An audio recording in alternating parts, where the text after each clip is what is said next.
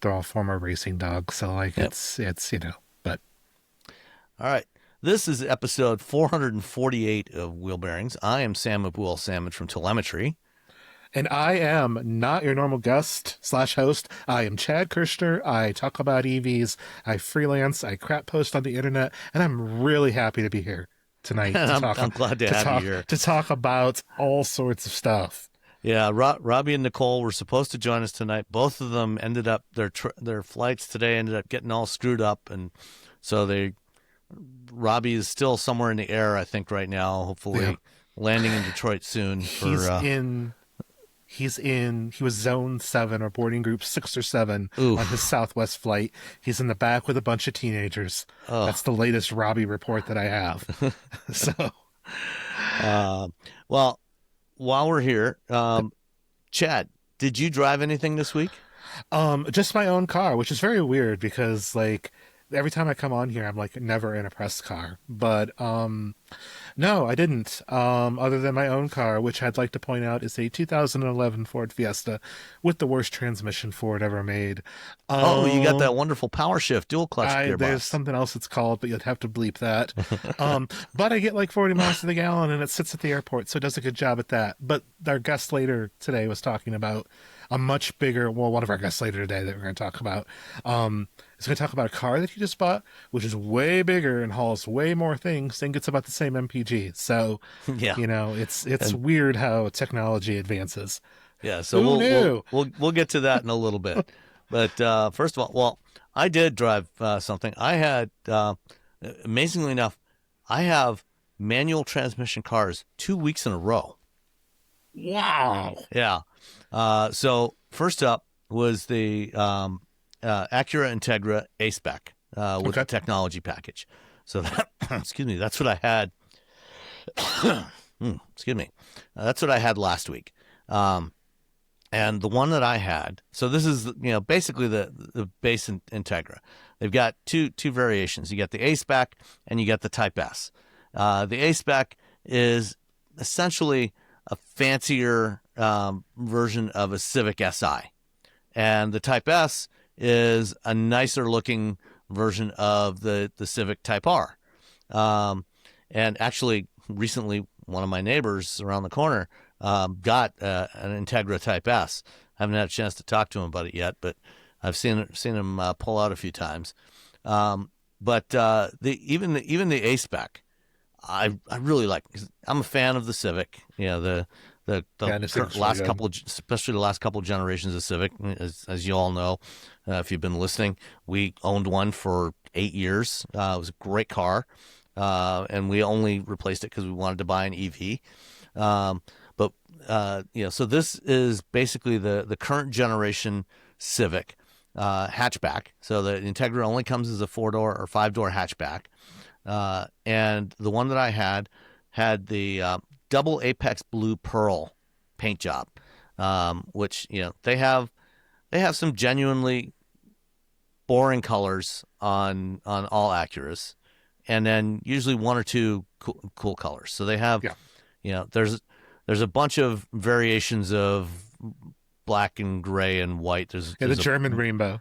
There's a white. There's a solar silver, the majestic black pearl, and for whatever reason, Acura's apparently favorite color, the urban gray pearl, which I find just utterly boring.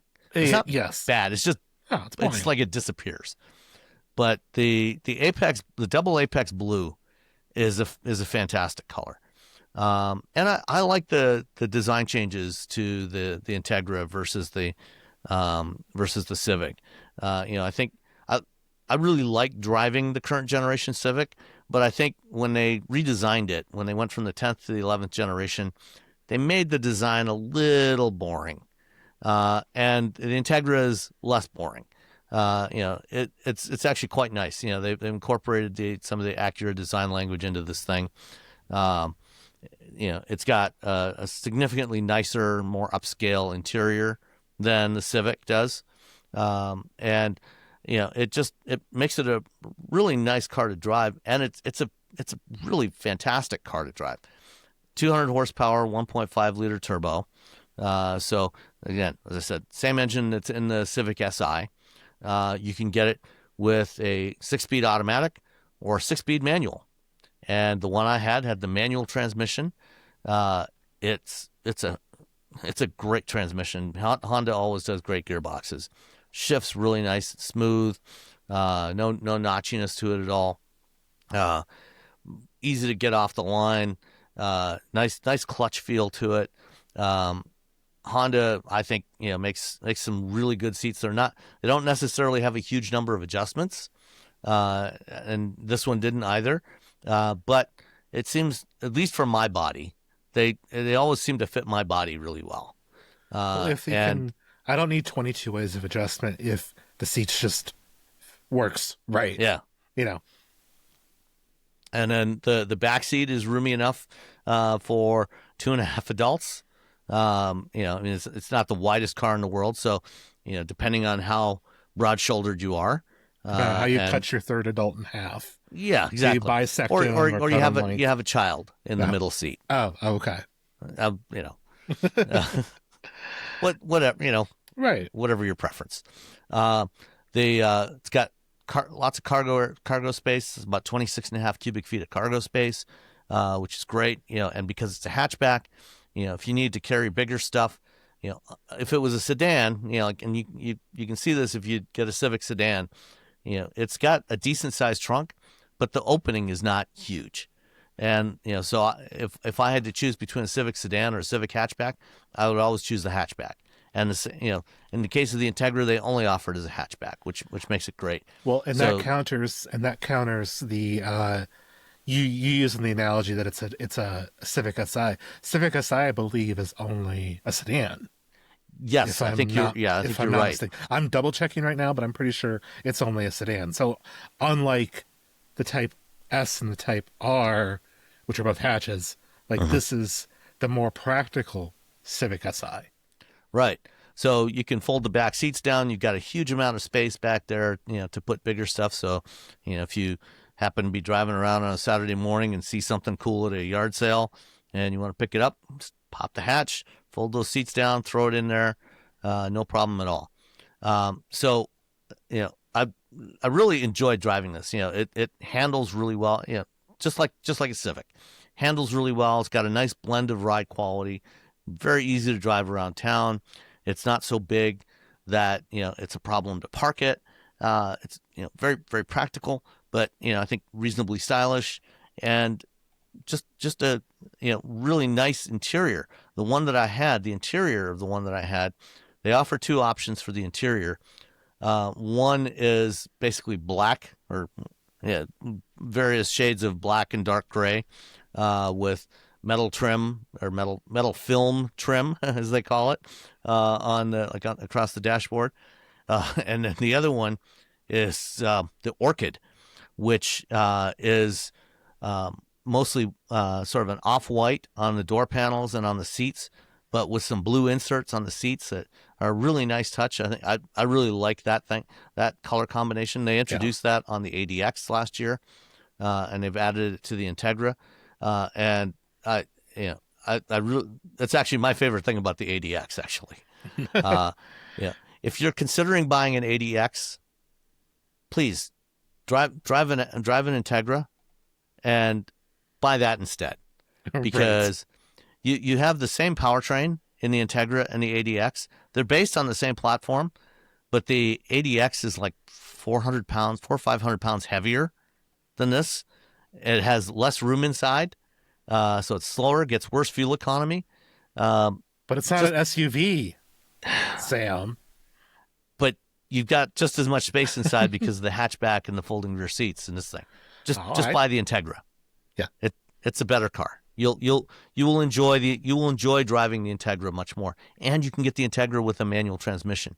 You cannot get the manual transmission in the ADX. The ADX only comes with a CVT. So get the Integra, skip the ADX. The one that I had came to a grand total of $41,095. The only option on it was the double Apex Blue paint, which was $600. You want to take a guess at the destination charge? Oh, I'm kind of cheating because I have the build and price open, but Oh. $12.95. Yeah, it's $12.95. Well, I was trying to compare the price with the SI Oh, okay. because I'm trying to lead in behind the scenes. I'm trying to lead into the question I want to ask. But Okay, well, what's your question? is it worth $8,000 more than the Civic Si? Um, Because Civic Si base kind of is 31,495, delivery stuff add, your 32,690. So roughly 8 grand, 7 to 8 grand price difference. if all you want is the driving experience, probably not. Just get the Civic Si. Although, as I said, you can't get the Civic Si with a hatchback. Right. Yeah, more practical than the. So, but if you want that same driving experience, but with a little more premium feel to the interior, then get the Integra. Plus, it doesn't look as normcore.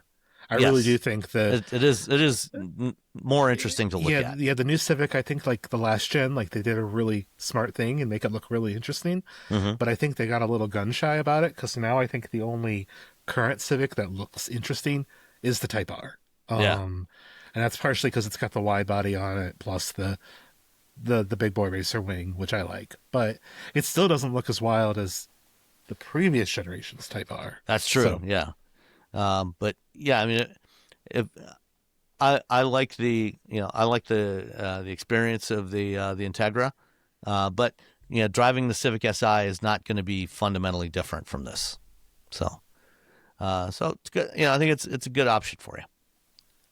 well, I think that you talk a little bit about the Type S just as well. I know that we're talking about the A-Spec here, but Honda did announce, I'm sure you covered it, that they're sending the Type S, Integra Type S to Japan. So Yeah, they're going to export them. They build all these here in the U.S.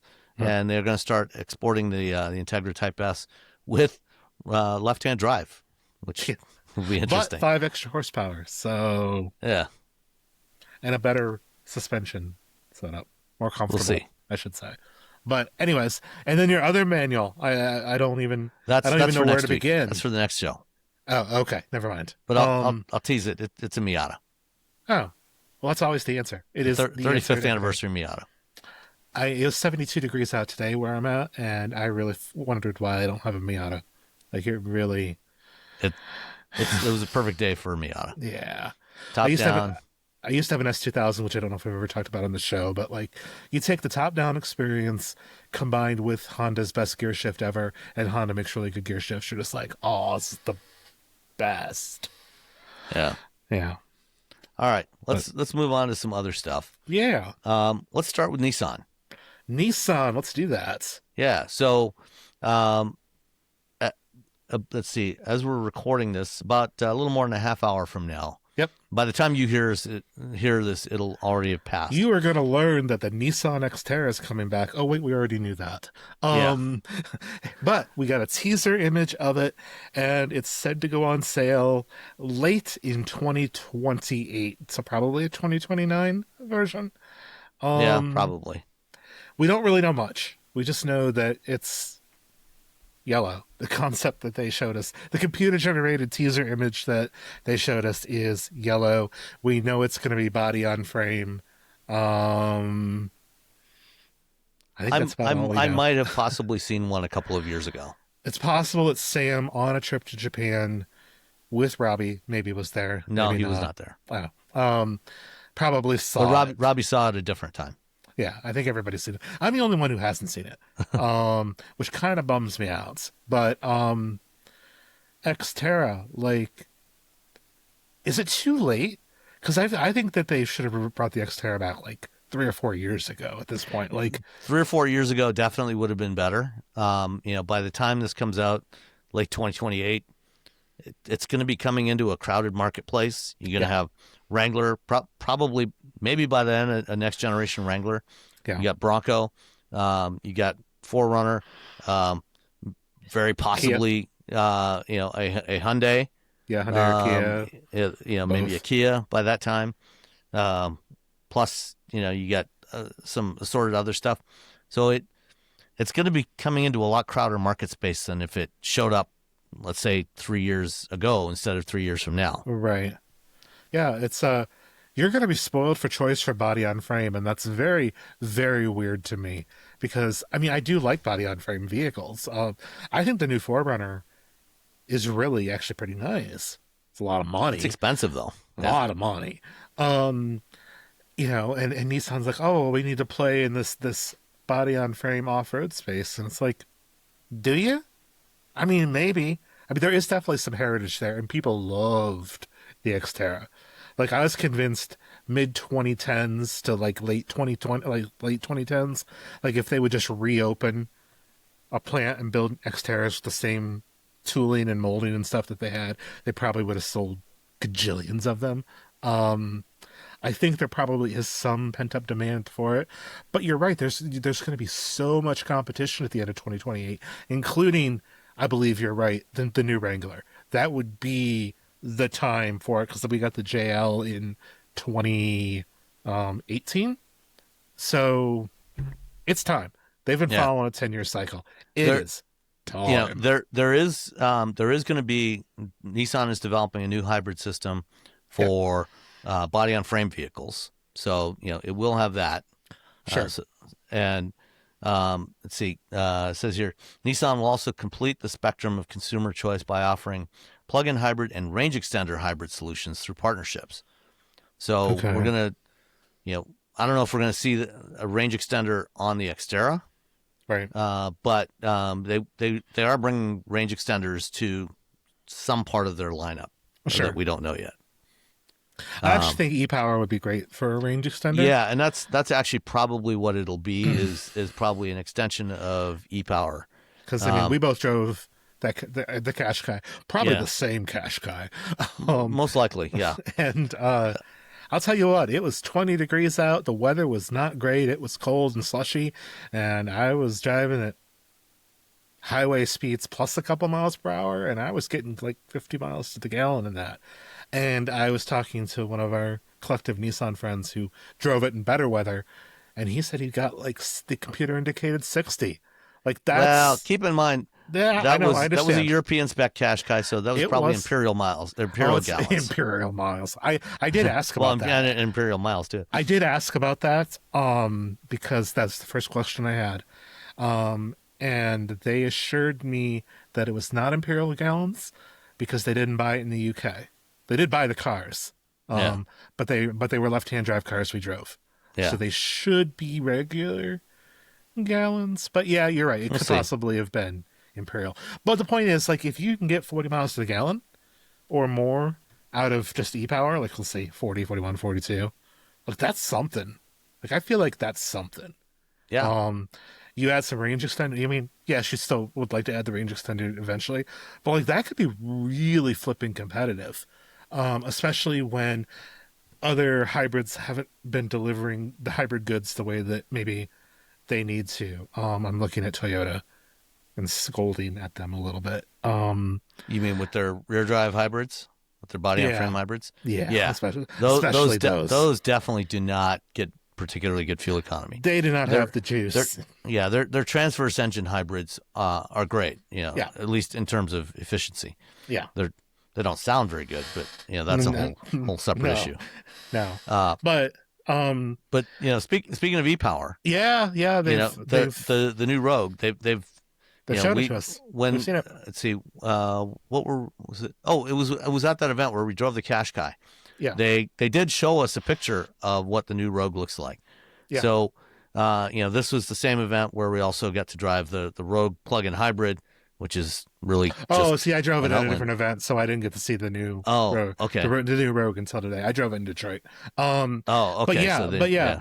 I mean, so the new Rogue debuted officially. Like we knew it was coming. Nissan said it was coming. Like it's not a surprise. It's coming this fall. But we're getting our first photos and a little bit more confirmation on some of the stuff. I like how it looks. Dare I say, it's a handsome, mid-sized crossover. Like, I kind of dig it, and I know like it's end of this year. Like, it looks pretty compelling, other than I also believe that we're only getting the higher spec models early, so there's going to be some dealer overlap with the current gen Rogue, which isn't bad. The current gen Rogue is not bad. Yeah. And then this new hybrid that's going to deliver a lot better fuel economy, because Nissan's hybrids in the in the Rogue in the past, not good. No, they were definitely mediocre hybrids. Yeah, so this is exciting. This, like a real this new competitive third gen e-power system is really good. It's excellent. Yeah, it drives well. I mean, it is like driving an EV. It is because that's basically what you're doing, except that you've got an onboard generator that's running all the time. Yeah, and unlike Honda's parallel hybrids or series hybrid, I'm sorry. It never powers the front wheels directly. There is never a connection to the front wheels. It is all electricity going to there. Which is why I think it makes sense for an eventual range extender. Right. I mean, turning this into a quote unquote range extender, is basically just a matter of expanding the size of the battery. Yeah. Put a bigger battery in it and a plug. Yeah. And easy peasy. That's all you need. Mechanically, the rest of it doesn't have to change at all because it's already purely electrically driven. The engine is only driving a generator. Yep. Which should make getting all that sorted and to market easy and not super duper expensive for Nissan, which is good because they don't need a bunch of super duper expensive projects right now. Yeah. But I was really blown away by e-Power, so I'm really excited for this. I wish we still got the Qashqai as the Nissan Sport, the Rogue Sport, because I like that size a little bit better. And the Qashqais that we drove were really nice. Like, they felt like Rogues.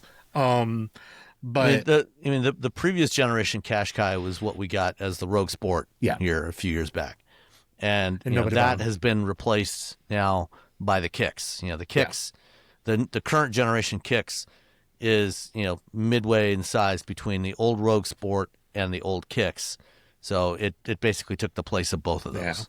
Yeah. But I'm really bullish on e-Power.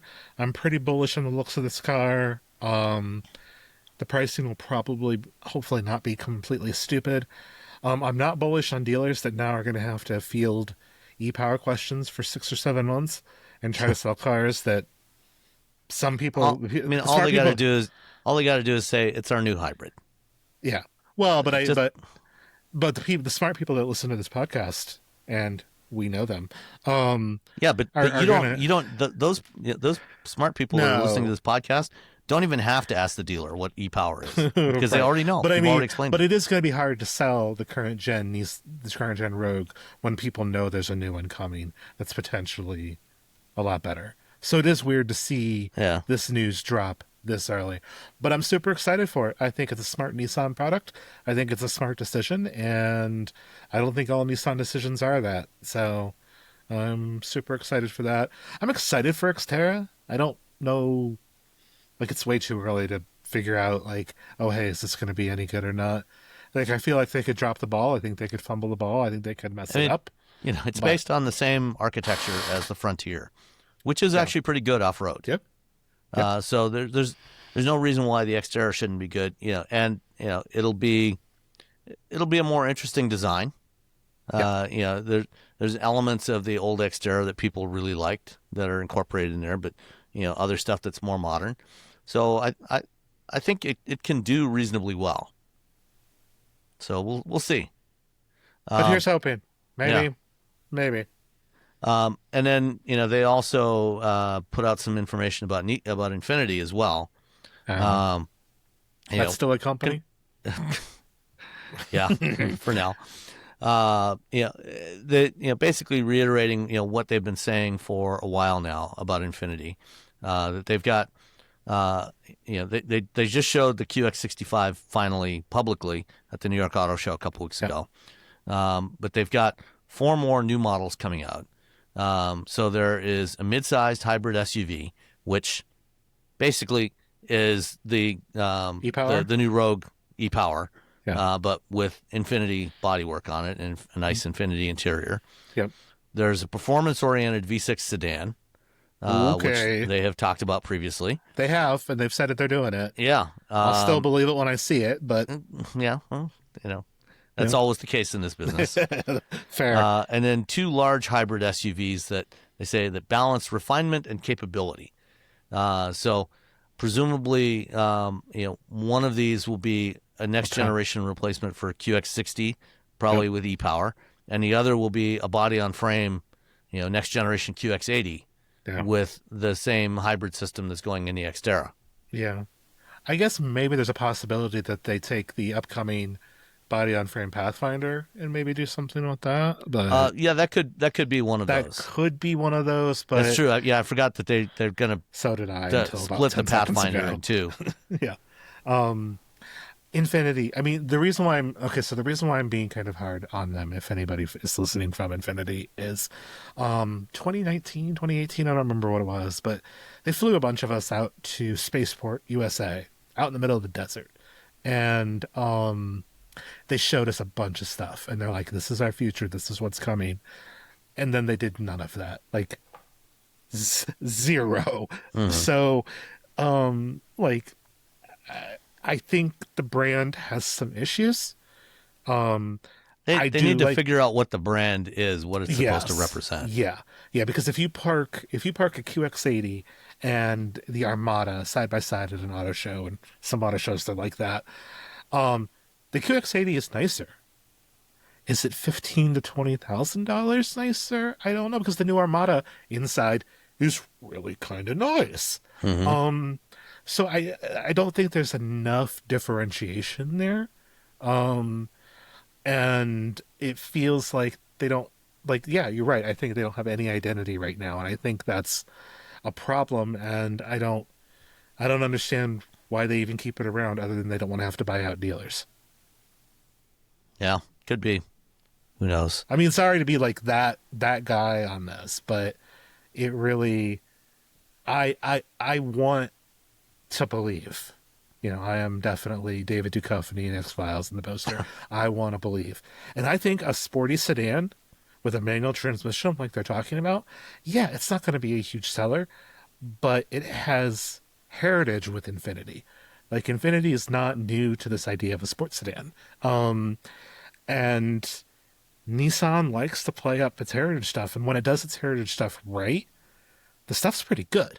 So there is potential there, but I think they need some help figuring out what that is and what that looks like. All right, let's move to another body on frame vehicle that's coming. Kia had their investor day a few days ago in Seoul, and they talked about some interesting stuff. I suppose it should come as no surprise that right after Hyundai showed the confirmed the body on frame midsize pickup, and then showed the concept for the Boulder SUV, that Kia announced that, we are also going to do body on frame stuff. We're doing a pickup truck for a midsize pickup truck for the North American market. It's going to be based on that same architecture. And more than I would be surprised if they don't also do some sort of SUV based off of that as well. But they also talked about a bunch of other stuff. While other manufacturers like Volkswagen is ending production of the ID4 in Chattanooga because I have thoughts about that. Can't sell them. Kia is expanding their EV lineup, going up to 14 different electric models by 2030, targeting 1 million annual EV sales by 2030. They're targeting growth of up to going from 3.35 million units sold globally this year to 4.13 million units by 2030. They're also expanding their hybrid lineup, also targeting about 1.1 million units with 13 models by 2030. They're expanding their lineup of their electric vans and commercial vehicles. So they've got the PV5 that they have shown here. They're adding the PV7 and PV9 models to that as well, all by 2030. What else here? Let's see. They're rolling out more software-defined vehicles, rolling out level 2++ systems that can do hands-off driving in urban areas by early 2029. They're going to be building more stuff here in North America. They're just cranking along. They are not backing down on any of this stuff. So, this is a general kind of philosophy that I have on HMG, on the Koreans, is they have true power, like just absolute sort of dominance. And they're very, like, they talk about it, but they're still very quiet about it. This quiet dominance of just vertical integration, of all the way from digging the raw materials out of the earth to building the ships that transport the vehicles across the ocean. To get everything to that car in your driveway is entirely controlled. Like, they're Apple, but like in some ways even more powerful. And I thought what was more powerful, I think, in part because they actually own all of the means of production for all this stuff. Apple contracts out all their stuff. Yeah. So you have, and when Jose Munoz spoke at New York, and like he mentioned, he's like, here soon you're going to be able to buy U.S. built Korean EVs built with U.S. made steel. That's all Hyundai stuff. Like, he was like swinging his maleness around because, like, I mean, it's BDE energy. Like, just, it's amazing.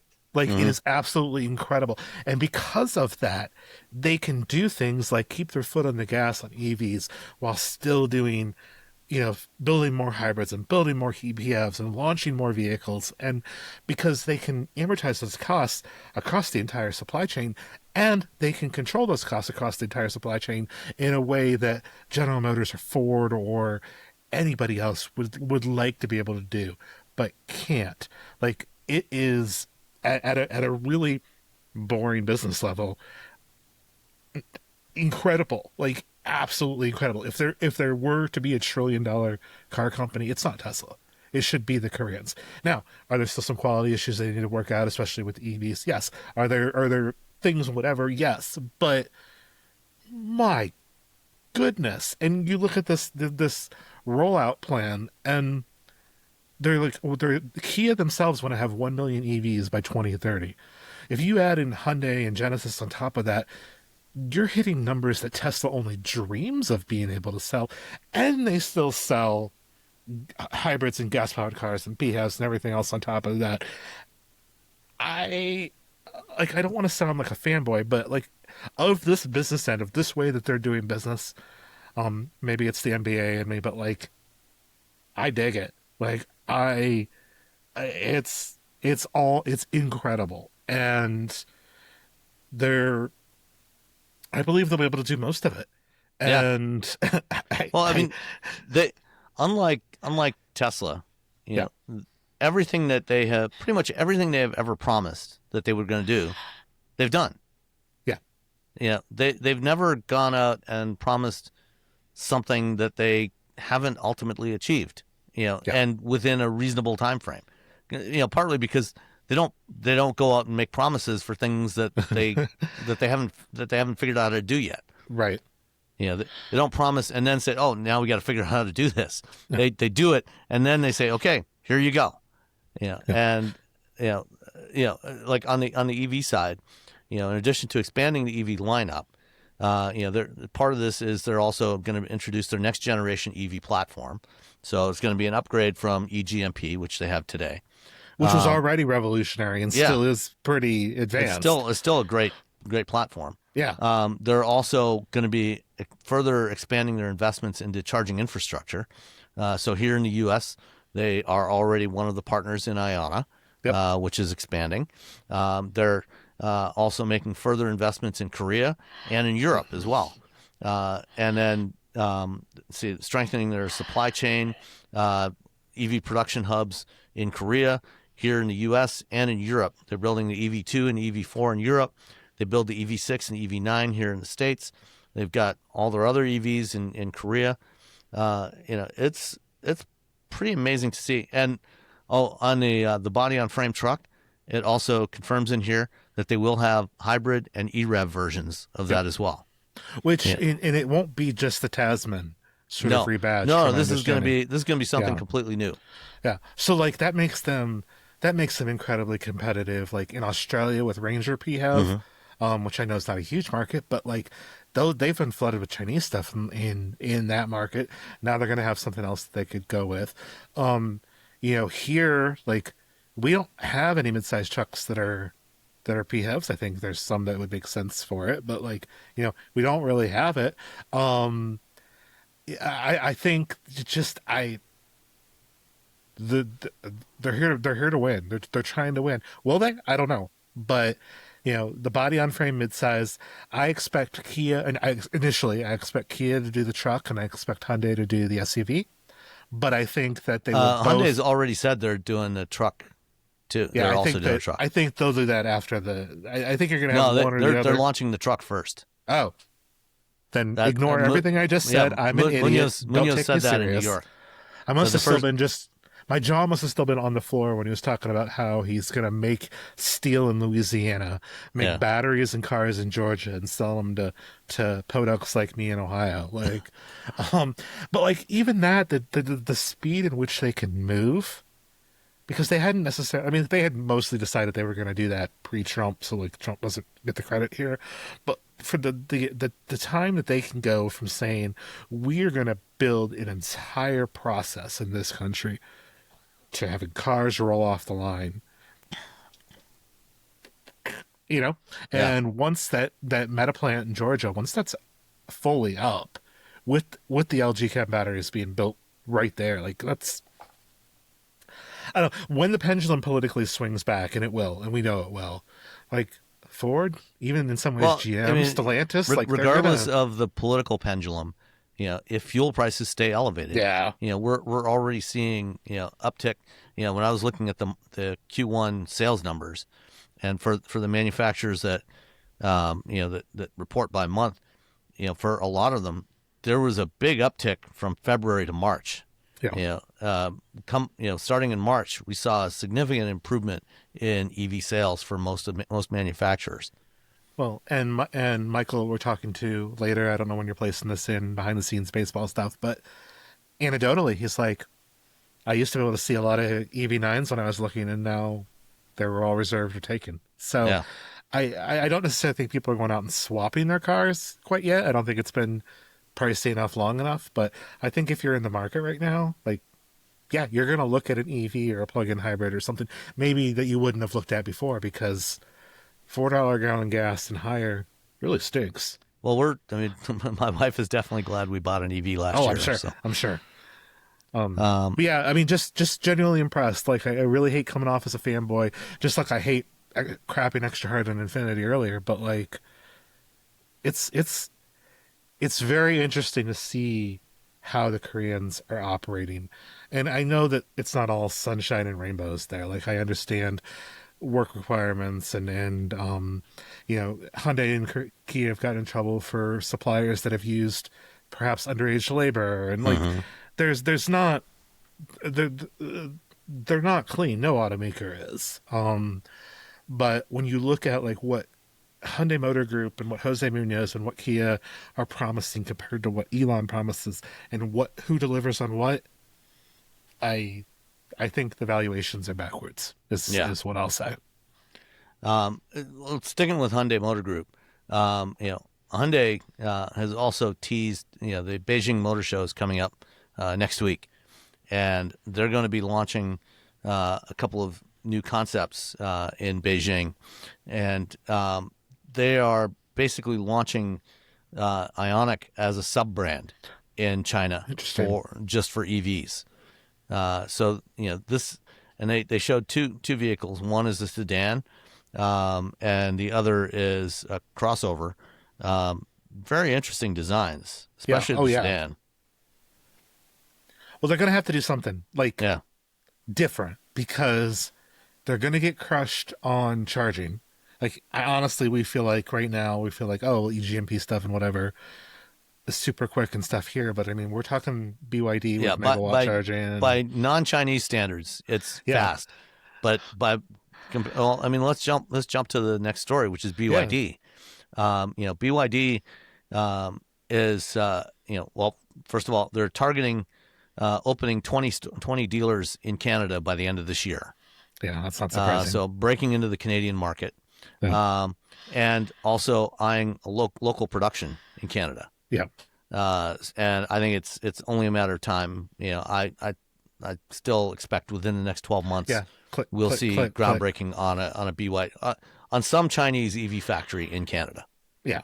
Yeah. It's the ticking clock is ticking, and it's loud. Yeah. But then, in Europe as well, they have launched the Denza Z9 GT, which is one of their first models with megawatt charging. And they have said that within the next 12 months, they plan to install 300 1,500 kilowatt chargers in the UK under their flash branding. I mean, that's 300 for there's 11 million drivers in the UK. Like, if you look at proportionally, like that's it's a relatively small number still, but the UK is not that big of a place physically, right? Like, if you look per capita per driver, like that's a lot of. I mean, that's a decent amount of chargers. Mm-hmm. And look, I'm not China pilled. I think that there are concerns. But they are doing a lot of stuff way better than we are here. But they are doing some stuff pretty good. And in charging, I don't even know if megawatt charging is the answer. Like, I really think a lot more level 2 probably makes a lot more sense. I understand that our power grid here being 110, 120, whatever, rickety is rickety compared to 240 in Europe, where you can just bring your own cable and whatever.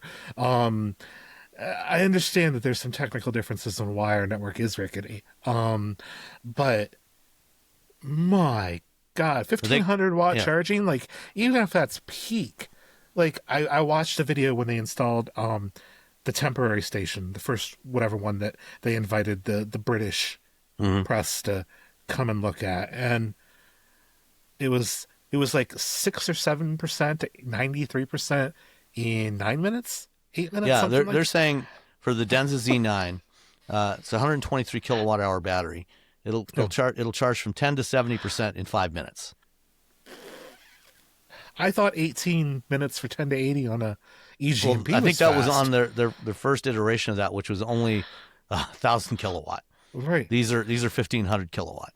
That is so you're looking at adding 100 kilowatt hours of energy to the battery in 5 minutes. And if that car gets 3.5 miles per kilowatt hour, 4 miles per kilowatt hour, which probably is a little too optimistic, but still, that's early buyers of the Z9 GT will get 18 months of free charging at these stations. So it's actually 300 charging stations, at least 600 chargers. Yeah, 600 chargers. Yeah. Yeah. I mean, that's pumping gas, dog. Like, that is fast. Like, any excuse on pretty much goes out the window at that point on why an EV isn't as good as a gas car. Like, they've solved that. Obviously you would need a lot more of those chargers, but when you factor in that most people charge at home, that you're not going to use fast charging, you put these in the places that make the most sense, and it's a solved problem. The Chinese have solved it. Yeah. Again, there may be some issues with how the Chinese build cars and flooding the market and all that stuff. Like, that's a longer discussion. Yeah. But man, and this isn't one of BYD's cheap cars. This is going to be a 100,000-pound car in the UK. Yeah. But still, that's once incredible. you've launched it in that car, they're going to be adding this to their more affordable models as well. Yeah, and once the chargers are out there, once the infrastructure's out there, then it's even easier to justify doing that. And that's why I think even Hyundai, to bring it slightly back to what we're talking about, like they've got to find a way to differentiate in China, because they can't differentiate in China the way that they can differentiate in the US. And with stuff like this, I'm also not surprised that Honda said, we're having a hard time being competitive with Chinese EVs, which is why they pulled out. Part of the reason why they pulled out with their EVs during their statement when you guys talked about it and stuff. It's like they said, look, we're worried about our competitiveness. Yeah, because look at this. Like this is, and it's not in China, right? Like it's in Blighty. You know, it's in the UK. Like it's not. Yeah. It's coming, and once And it's in Canada, yeah, I mean, if they start mm, building some of these chargers in Canada, um, yeah, people are going to be wondering, hey, how come those guys can have those nice chargers and yeah, we can't? yeah, yeah. Uh, So good for so them. More chargers, more fast chargers are good. Faster charging cars are good.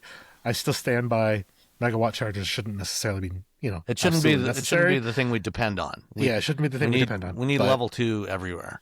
But yeah.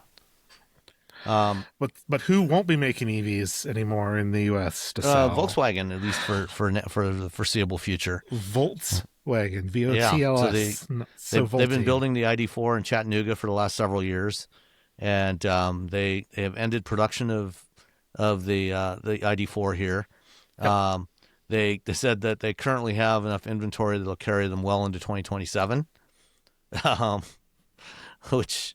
Yeah, well, I mean, see, if EV sales pick up, that may not last that long. Yeah, that's true. And they are going to bring in an updated version of the ID4 at some Okay. point. But it won't necessarily be built here. I don't know about you, but I find the ID4 perfectly cromulence, which I believe is a Simpsons term. But like it's fine. Like Yeah. it's fine. But the problem is, it's in a segment full of stuff that's excellent. Mm-hmm. And why would you buy fine when you can buy excellent for the same price, or in some cases cheaper? I mean, Yeah. IONIQ 5's new pricing is almost borderline insane. So, not super duper surprised that this is the end result. Not super duper surprised about anything with Volkswagen in the U.S. anymore, because like, they frustrate me so much, because like they can do cool stuff, but then they don't want to do the cool stuff here, where they shovel it onto the U.S. like, oh, here, have this, and I don't know. I don't know. I don't. The ID4 was fine, but like the ID Buzz priced way too expensive for what we got. It was not the right one they should have brought. They should have brought the longer wheelbase, the bigger one for us. Like it's just They did. We did get the long oh wheelbase. well, then we didn't get the cheaper short one. Yeah. Whatever one was cheaper, we didn't get. Yeah. And 150 kilowatt charging the MEB stuff, it's fine, but like it's only fine when you can get a GMP for more, or even like the Toyota stuff's even better at this point. Like it's really hard, and there were some initial teething issues with infotainment screen and responsiveness and stuff like that. They didn't put a backlight on the climate control part of the infotainment screen, like really just dumb stuff that you shouldn't make. Like, but every time we have talked about Thomas Schaefer, the CEO of Volkswagen, has recently said, we are not doing that anymore. We're not doing the touchscreen controls for climate control. Thank you, Jesus. Going back to buttons and switches. Yep. So that's a good sign. Yeah, and I think that it's weird that when you go to Europe and you just see ID3s everywhere. They are everywhere. It's like, why? What happened? What happened with ID4 that didn't get the magic of ID3? I don't. Was it price? Was it design? Was it just the state of the world? I don't know, but I don't see ID4s and I see a ton of ID3s.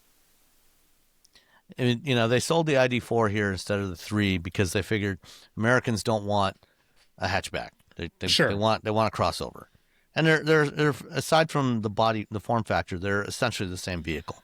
Right. Would people have bought the ID3 instead? Maybe, probably not in any more numbers than they did the ID4. Because it still would have had the same. It still would have had the same issues with the software, with the infotainment software. Sure. Okay charging, okay range, but not great. Especially when you compare it to the Hyundais and Kias. And the ID4, like the last one I drove, was quiet, rode well. Mm-hmm. Oh yeah, it's a very nice car to drive. I've had one as a rideshare before, and it's nice to ride in the back seat in. Like it's cromulence, it's fine, and I think that's fine with the current state of EVs, with some of the weird things that Volkswagen just hasn't quite figured out. Isn't enough. And it's kind of unfortunate. I want more competition, not less. Yeah. All right. And then last one I want to touch on is Scout. Speaking of Volkswagen, Yeah. Motor One and some other outlets reported yeah, that the Scout launch may be delayed by as much as a year. And this came from Auto Forecast Solutions. They yeah, published a Sam, report saying that that the production of the Traveler SUV, which is launching before the pickup, was pushed back a year to September 2028. They got this from talking to suppliers.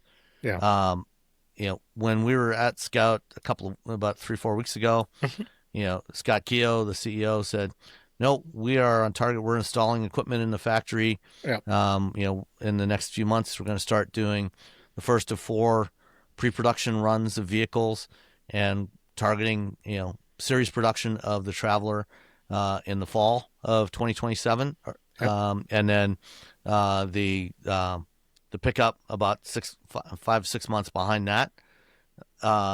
Scout did issue a statement to Motor One and presumably to other outlets that I haven't read yet. It says Scout has not spoken with Auto Forecast Solutions. We do not have anything additional to share regarding timing beyond what we've already announced. As we previously shared, initial production is targeted to begin in 2027. yeah. We will start producing initial validation vehicles this year. The effort will continue and mature into 2027. Expect customers will begin taking delivery of new Scout vehicles in early 2028. So we'll see.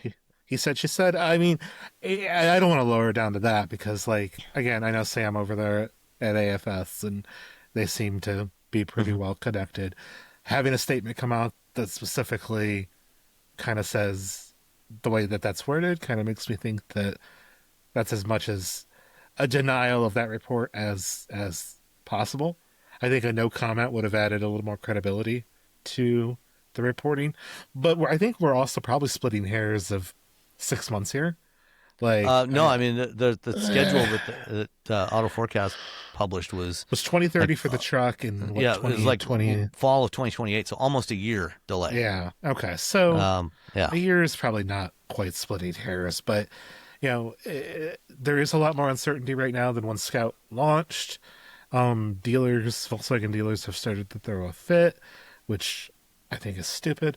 And there's a plant that's supposedly still on track for being built, but what are they going to put in there? I don't know. Starting a car company's hard, man. I don't. Scott Keogh has all the reasons in the world to say that they're on target. You know, are they? I don't know. I don't know. There's a lot of smart people working there. I know Yeah. a lot of smart people working there, and I think the product has the potential to be compelling. Maybe there were some kinks thrown in. Maybe they thought there'd be more full BEV reservations than there were Harvester reservations. Maybe there was some, once they got it out there in the real world, some changes that maybe they didn't Well, anticipate. I think if there is a delay, I would think that the most likely reason for the delay is potentially having to re-engineer the range extender, Yeah. because the problem they've got with the range extender is they said at the event, Yeah. we're mounting the engine in the back. The whole range extender is a module with the engine, the cooling system, fuel Yep. tank, and everything is mounted in the back of the vehicle behind the rear axle. Yeah, you and Craig looked for it. And from a packaging standpoint, it makes a lot of sense. Yeah. Because you get to retain the frunk. It's very easy to install. The downside, though, is now you put all this extra weight in the back, and when you're towing, that's where you don't want extra weight. Yeah. You don't want to be taken away from the tongue load. No. And they acknowledged that right now the E-Rev has less towing capacity than the BEV. Sure. They're not saying how much. There's been reports. There were some early reports that it was as low as 3,500 pounds versus Yeah, I saw 10,000 that. for the BEV. It's sounding more like they're more like in the 5,000 pound range.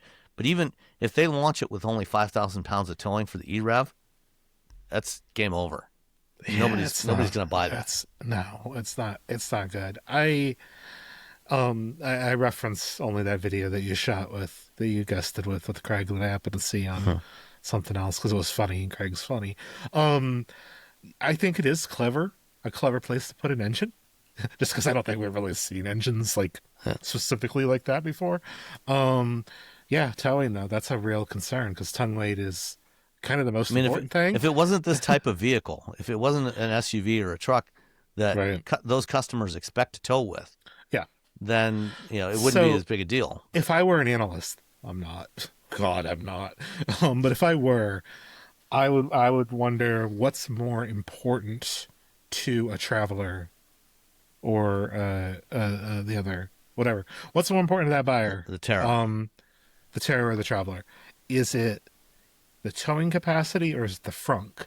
It's probably the towing capacity. Yes, absolutely. So 100%. I like the idea of trying to preserve the frunk. I do. Maybe it's got to go. Yeah. Maybe it's got to go on the E-Rev. Again, I think it's super clever to try to engineer around that. I think that would even be a differentiator. Like, hey, here's our E-Rev pickup truck that still has a frunk. Because I don't think it matters as much on the SUV because you've got other internal Yeah, other you've got storage. a lot of internal cargo space. But in a pickup truck, you don't really have a lot of lockable, weatherproof storage that's not in the cab. And I think that people that have experienced things like the Rivian R1T or the Lightning or one of the GM trucks, like once you kind of have a frunk on a pickup truck, like it's kind of a game changer for you. Frunks on other EVs and stuff, whatever. But on a pickup truck, it makes a lot of difference. makes so much of a difference. And I mean, I hope they find an engineering solution to it, but I agree with you. If you lose half your towing capacity because you have an E-Rev, it would have to be really, really cool, and I don't think it's cool enough. I mean, people buy Raptors even though you lose 2,500, 3,000 pounds of towing over a regular F-150 because the truck's cool. But you're still looking even there at 7,500, 8,000 pounds of towing. Yeah. So yeah, five is Telluride towing capacity. yeah, or Honda Passport, Yeah. or Oh, Ridgeline. or I think like the BZ Woodland will tow 5,000 pounds.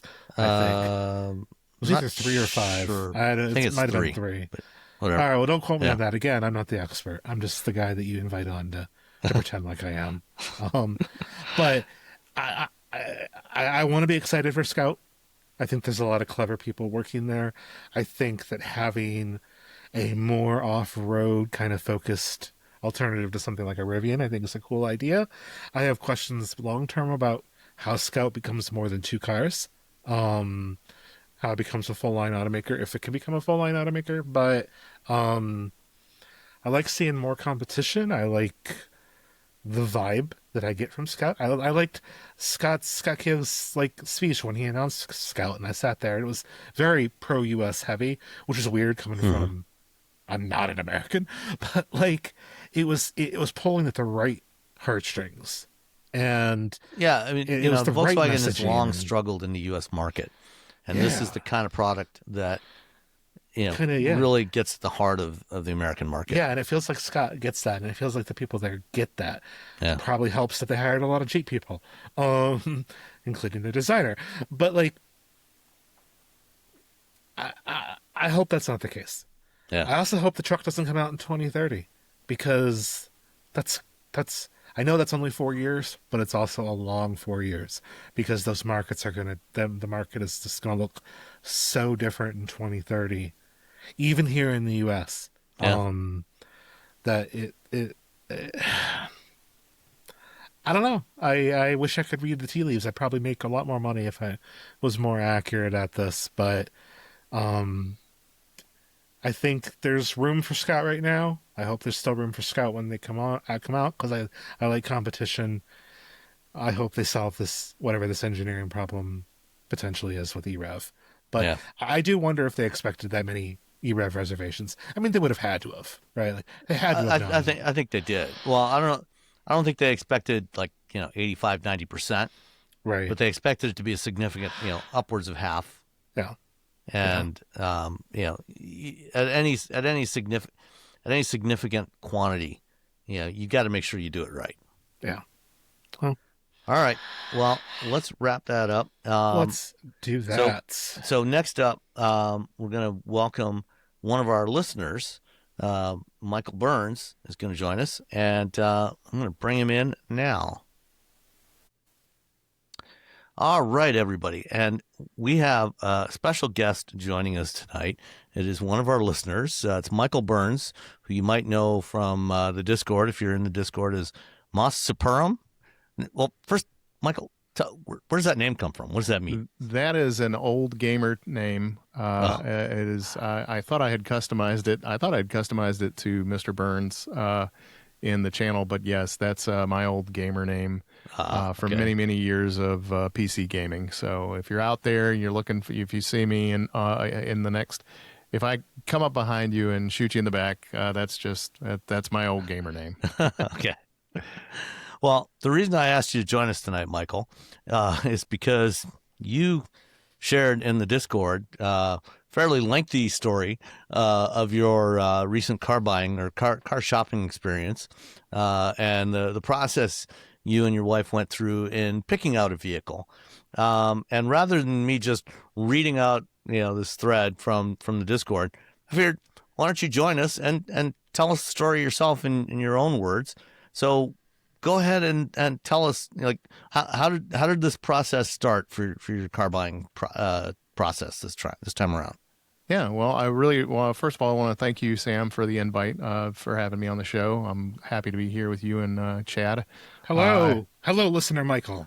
Yes, and I will hopefully this is not a one-time deal. Maybe I can write another thing and get to meet Robbie and Nicole as well. You guys have one of the best shows, best automotive podcasts I've ever found, and I've been listening to y'all for several years. So if to anybody who is out there listening for the first time, these guys really care about their craft and keeping listeners informed about the automotive industry. And it's very tech heavy. That's where I first heard Sam. I heard him on Leo Laporte's This Week in Tech on the Twit network. So very much happy to be here. Like you said, we just went through a car buying experience, and I haven't purchased a car myself since 2023. And my wife, though, had not purchased a car in about 10 years. We had a 2016 Chrysler Town and Country. It's got I just checked it a few minutes ago before the show. It's got 95,000 miles on it. And quite a bit of dog hair in the back. That's one of the key things that I have to have room for. We have two adopted racing greyhounds. I've mentioned that to you guys before in trying to find when I was looking for my Jeep Wrangler. Still not enough room in that thing for those two big dogs. Say those aren't small dogs. No, they're not. They're lanky. The little one curls up in a nice ball. The other one, the bigger one, just tolerates her or uses her as a pillow. But they went jeeping with me this past weekend. But my wife has been with the Chrysler for, like I said, about 10 years. We got it in 2017. And that experience, car buying experience, was through, we used TrueCar at the time. I don't know if that's still around, but it was sort around, of but not doing great. Yeah, it was sort of the non-negotiable price from USAA, and that's probably one of the things I do not like about car buying is I do not like dealing with the dealership at all. I don't like, and if you're an employee at a dealership or dealer on the podcast, no disrespect at all, but it's just not my forte. I don't want to really have to negotiate that sort of thing. We had that car. We loved it, and it's served us for many years, but it was starting to show its age. And I think the kicker was the air conditioning was starting to become questionable, and you cannot not have air conditioning here in Georgia for a summer. So that was kind of what drove us to start hunting. And I take a lot of everything that you guys say here on the show, and I'm a big fan of Motor Week on PBS too. I take the reviews pretty seriously and try and find something that's I drive a 4xe, a PHEV, which is no longer available now. But I really wanted to get away from 18 miles, 16 miles a gallon with the vehicle. And after having driven the EV3 on a business trip in Europe just a couple of weeks ago, I was really sold on that. And I was like, you know what? If we can get an EV9 or a Telluride size vehicle, full electric, and if I can convince my wife to do that, we are going to be golden. And then certain global circumstances made electric vehicles start to dry up almost immediately. I think you guys know what I'm talking about. And so then it became a hunt on like, okay, what can we do? And so I basically went the route with my wife that I have been for the past two vehicles. I got my Dodge Ram 1500 from CarMax, and I got my current Wrangler from CarMax, and I'm really happy with the experience. It's super simple. You go in there, hey, here's my car. They'll give you usually a fair price for it, and you get out of it. You get what you get for the car, and they'll apply it right then and there. And it doesn't take 3 days of negotiations and sacrificial goats and that sort of thing to get the deal, which is what I absolutely do not like to deal with. And I pointed my wife at CarMax and said, have at it. And I said, if you've got questions, you do it, because I'm letting you, I don't want to say letting my wife. She usually defers to me for the cars, and I wanted her to pick what she wanted because she's got preferences. So we were agreed on some certain requirements. We wanted a comfy front seat, and then room for the greyhounds and a human preteen. That should technically be 3 requirements, but the preteen just hangs out with the dog, so she's not too picky. She's waiting to drive it in a couple of years. So we started looking around, and really the Telluride, the Palisade were at the top of the list. And we started looking around. There's a lot of Tellurides in the used car market. There are a lot of Palisades in the used car market, and I was a little worried about that, but then I see how many are out on the road, and I said, well, they've got to be popular. They sell a bunch of them. Yeah. You guys have been they've been strong sellers for Hyundai and Kia. Yeah. Yeah, I know you don't know me as well as you do, like Sam and Nicole and them, but I mean, the default 3-row that I recommend to people is either the Telluride or Palisade. Like, it's just kind of, it's almost the no-brainer vehicle for a lot of people that need that sort of either 3-row space or something like that. I could see maybe certain preferences leaning towards something else, but that's just, it's almost like recommending a Toyota at this point. Like, it's just kind of the no-brainer. Yeah, and we thought about the Grand Highlander, but that was expensive. That was expensive used, and it was the price points on the Kias and the Hyundais were much better. We looked at so we had 2 key options that we ended up with, 2024 or 2025 Kia Telluride. We were looking at the EX or SX Prestige models, and we were trying to get the X line. Just because there's the advantage. I like to be able to tow a trailer if we need to. You get a 5,000-pound towing capability with the X line on those trims, and those are floating around. If you're looking for right now, they're probably 40 with about. I like to get a vehicle from CarMax or a used vehicle 20,000 miles or less, just to have a little bit of manufacturer warranty, especially with the Kias and the Hyundais, because you get 5 years, 60,000 on the base warranty. And my wife will destroy a car in a heartbeat. I don't know how it happens. It's definitely not like mine. But there are just strange things that start to happen at the minute she touches the push button start. So I needed the warranty, and both of them were perfect. The Telluride and the Palisade both had plenty of room in the back for our dogs, plenty of second row room. We liked the room up front. But the way that the Palisade was laid out in the center console, it just felt a little more cramped than Telluride, and it just felt like a lot more open center console. We ended up looking at those 2 models in the Tellurides locally, and they were between $46K and $48K.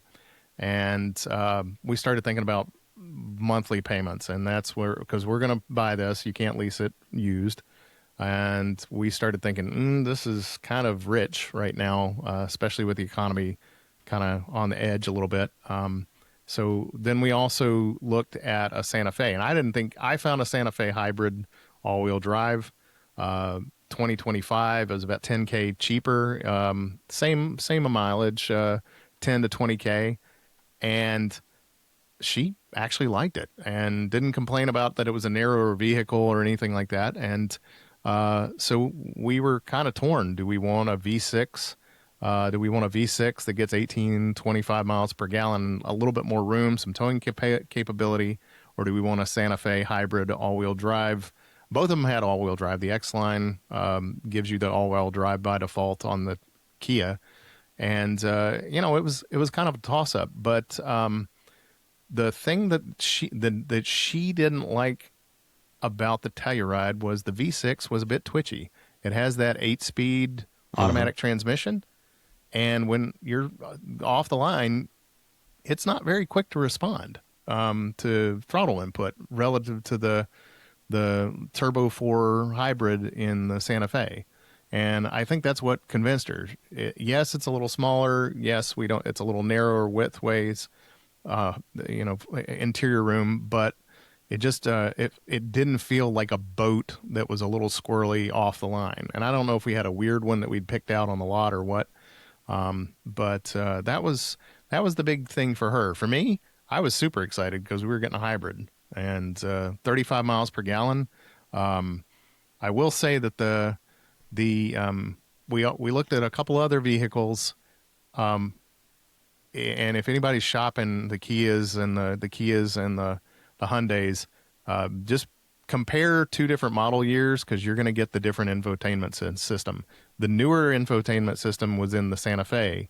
The older one is in the Kia, and you two will know the best. I think that when is that 2027 Telluride coming out? The one that looks more blocky? It's out now. Okay. I think the gas version is out now, and the hybrid is coming like in the next few weeks. Okay. Yeah, so that was kind of a key thing for us is the well, for me anyways, the interface was a lot nicer on the Santa Fe, because it had the what do you call it, the newer infotainment interface. Mm-hmm. And the one on the Kia, the older Kia, the one on the older Kia, it just didn't. It was sluggish. It didn't seem to respond as well, and it wasn't as crisp. And it was kind of weird. I was thinking they would have the same one between the EV9 and the EV9 and, sorry, not the EV9, the EV3 that I'd driven in Europe, and the Kia that I had in the Telluride, but it was a whole generation difference, and it was kind of odd when are they catching up with all this? So the new ones do have the updated infotainment system, both in the new Palisade and the Telluride.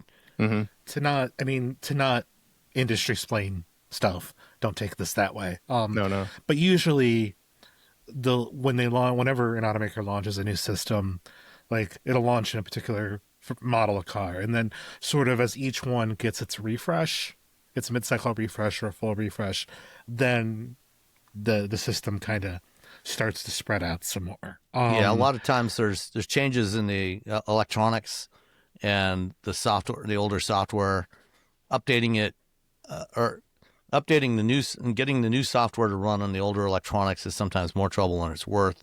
If people aren't complaining about it, then it's not to their benefit to do it.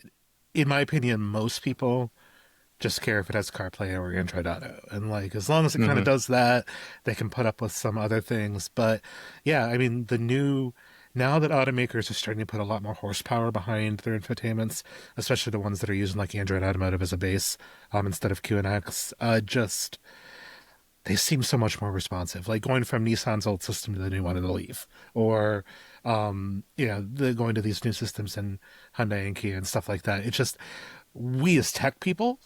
I don't want to generalize all of us here on this podcast, but like we as tech people like to have stuff that iterates quicker because we want the new, more responsive thing. And when we know there's something that is newer or has more responsiveness, like we want to look for that.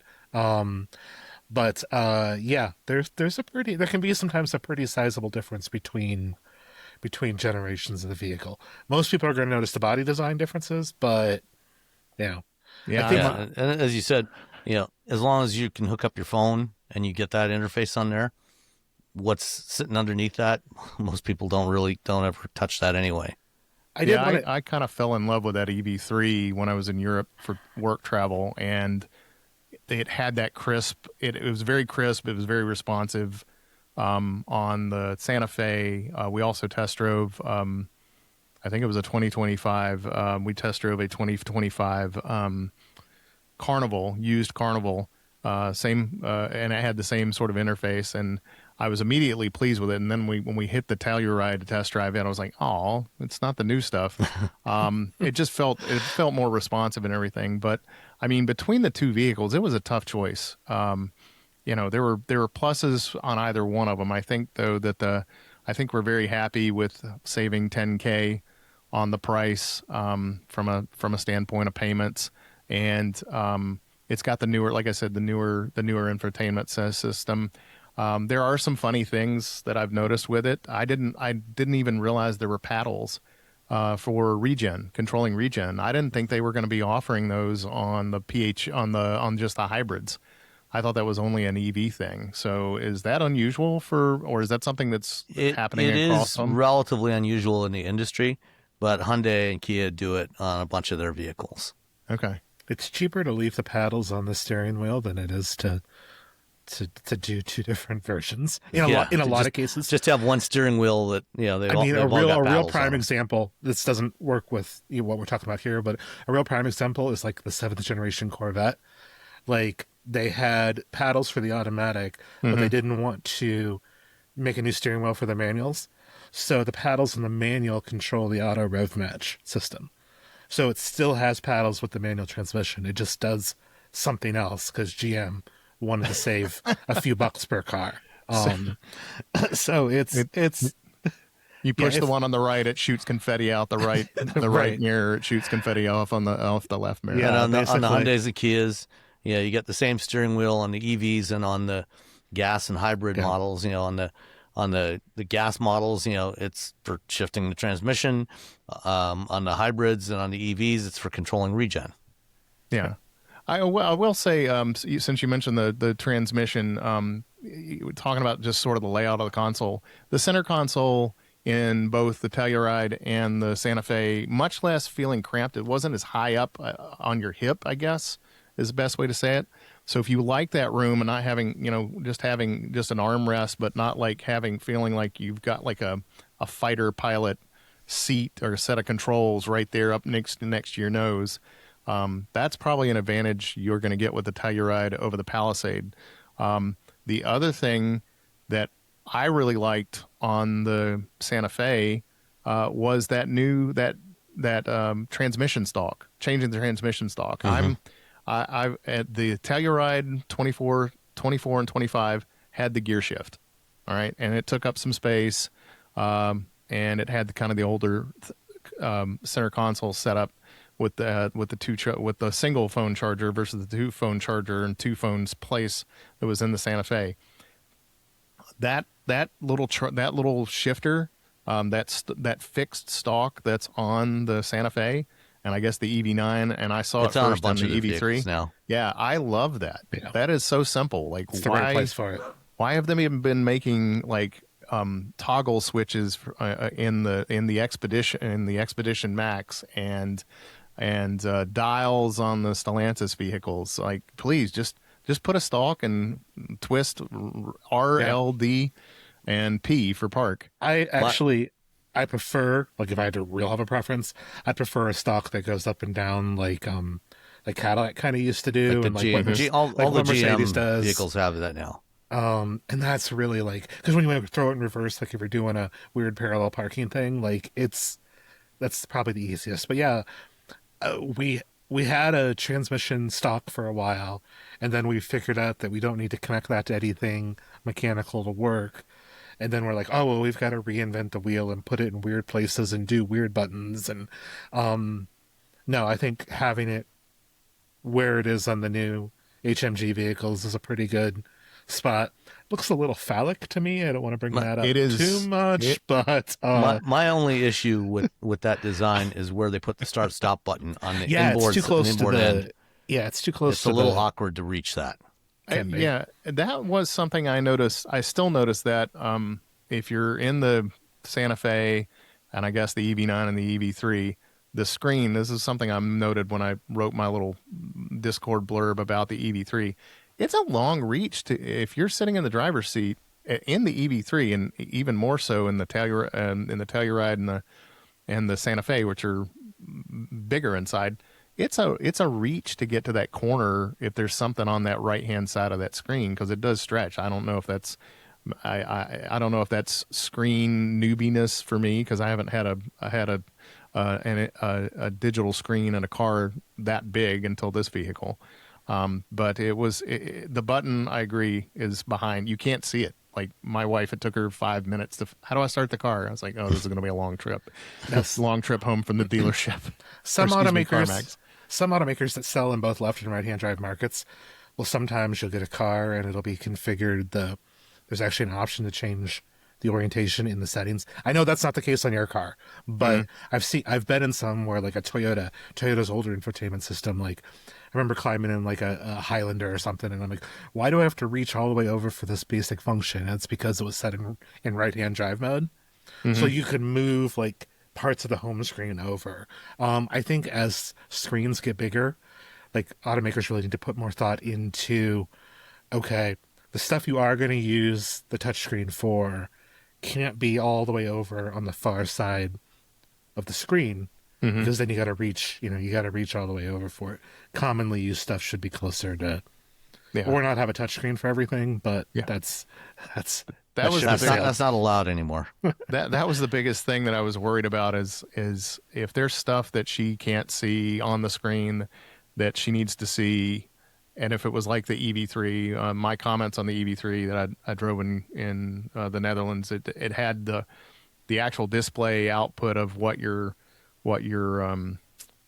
climate control settings were. It's right behind the steering wheel. You can't see it in that little tiny mini middle screen. But the Santa Fe didn't have that. I didn't see anything like that in the Telluride.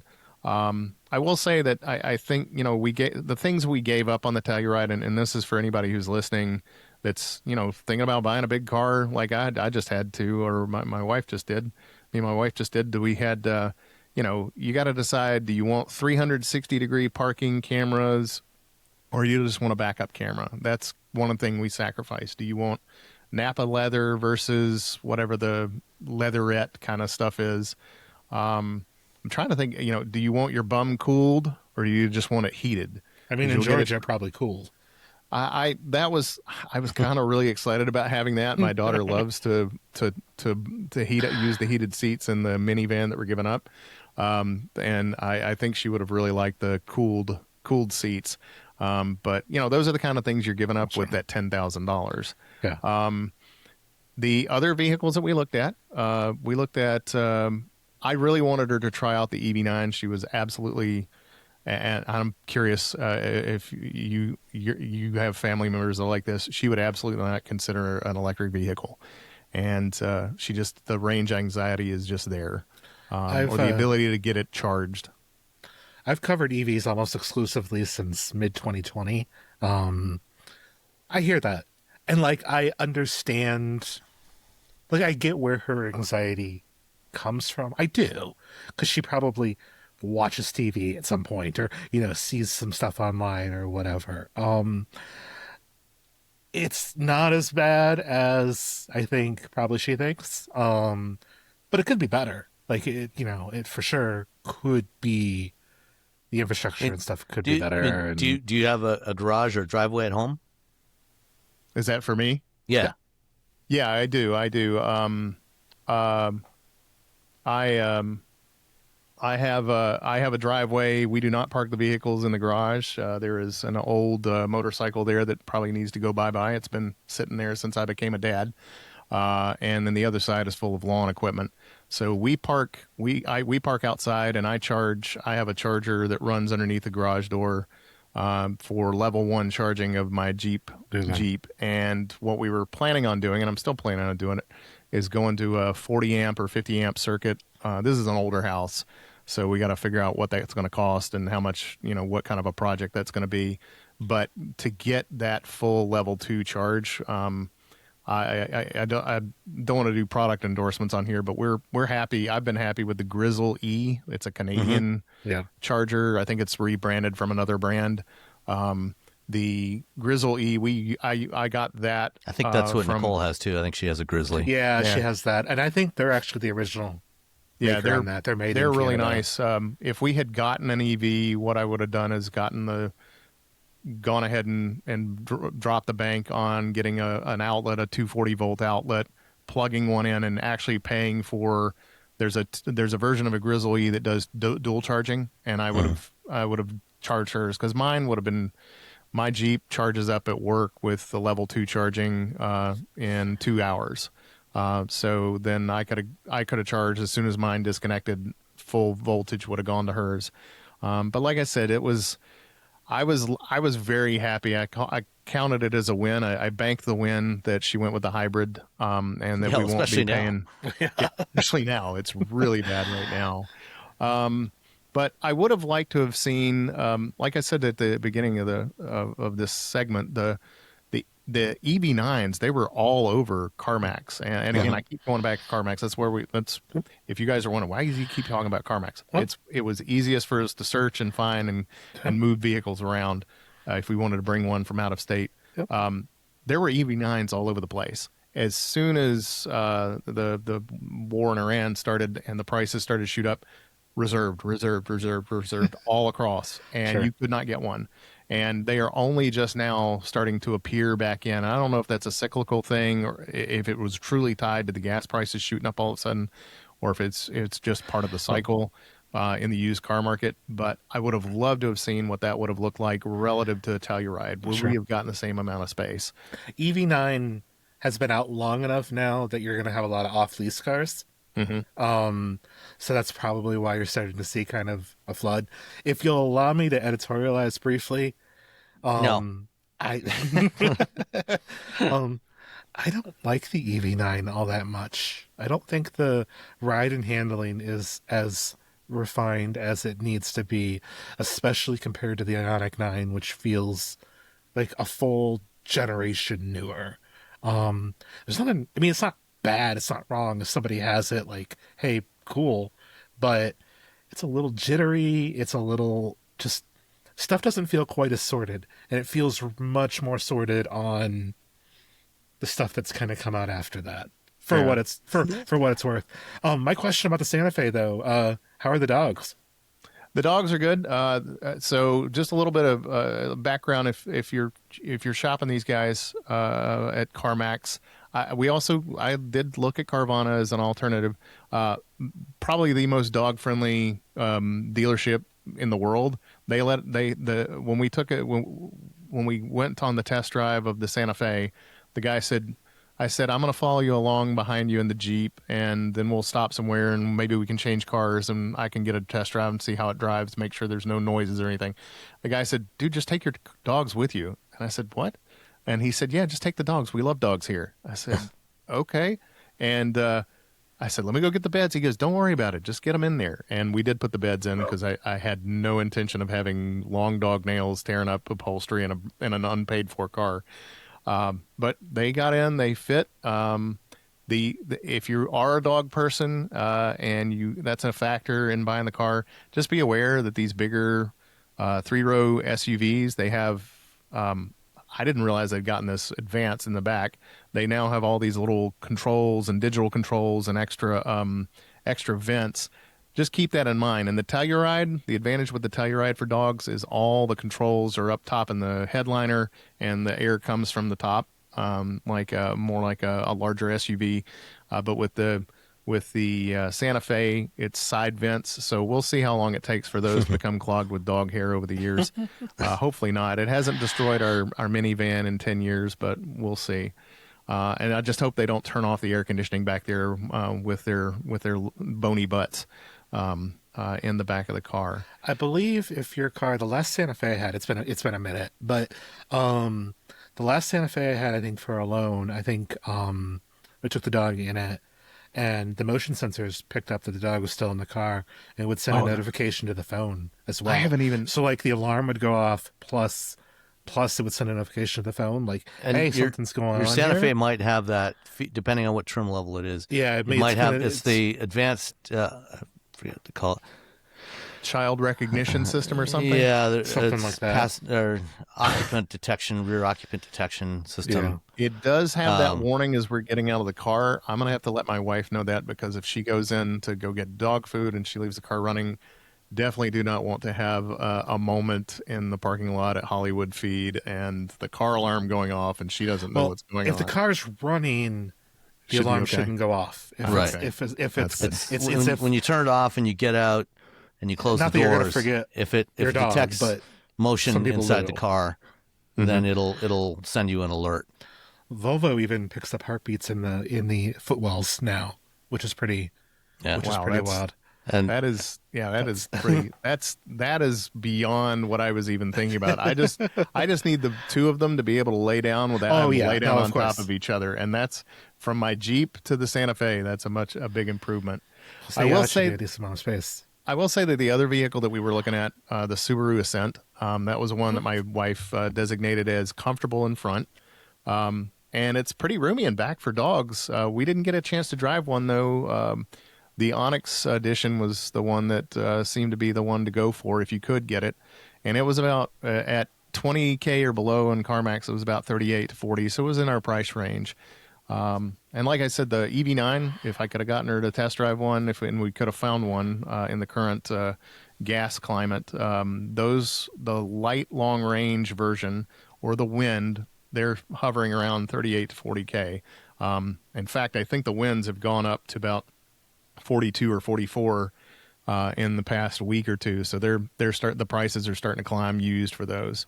I would have liked to have done a test drive. I have a little sentimentality. Our first Greyhound that we ever adopted was in a Subaru, and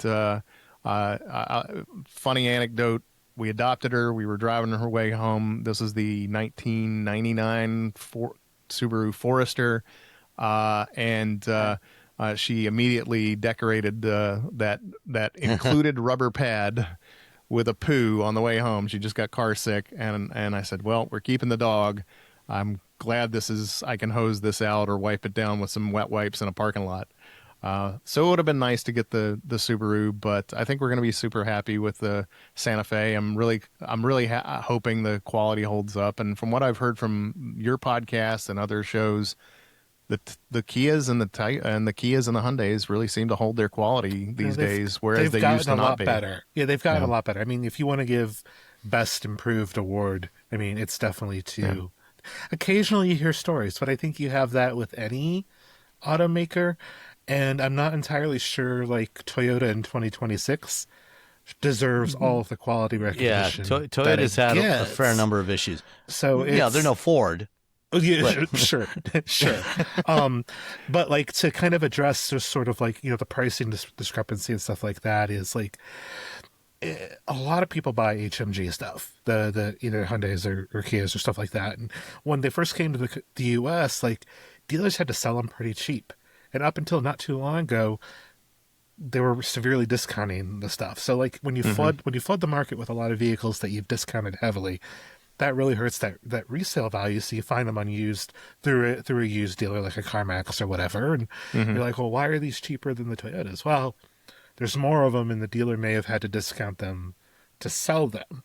But I wouldn't say that there's anything.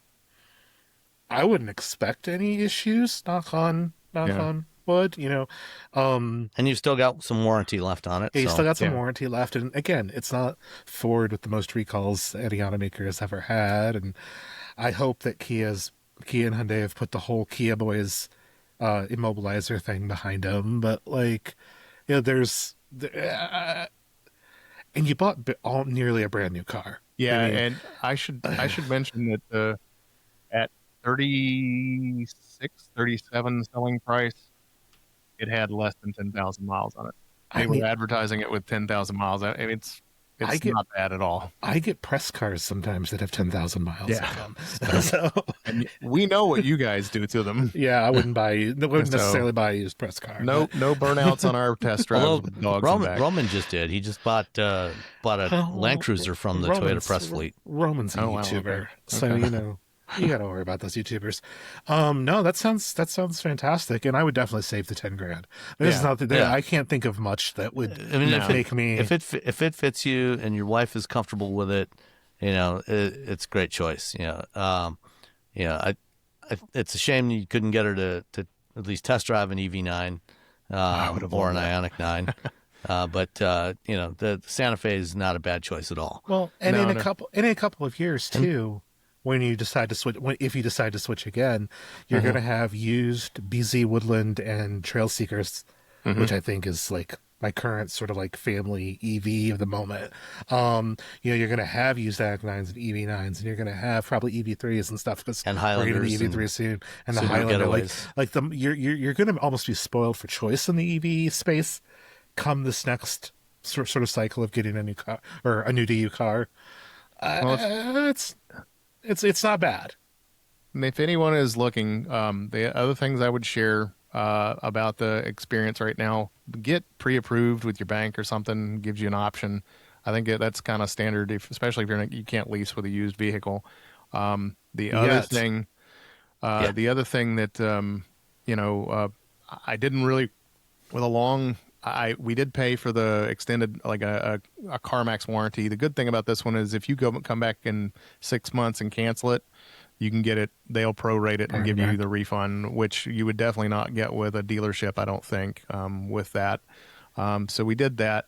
I think the other thing that I was going to say about this was,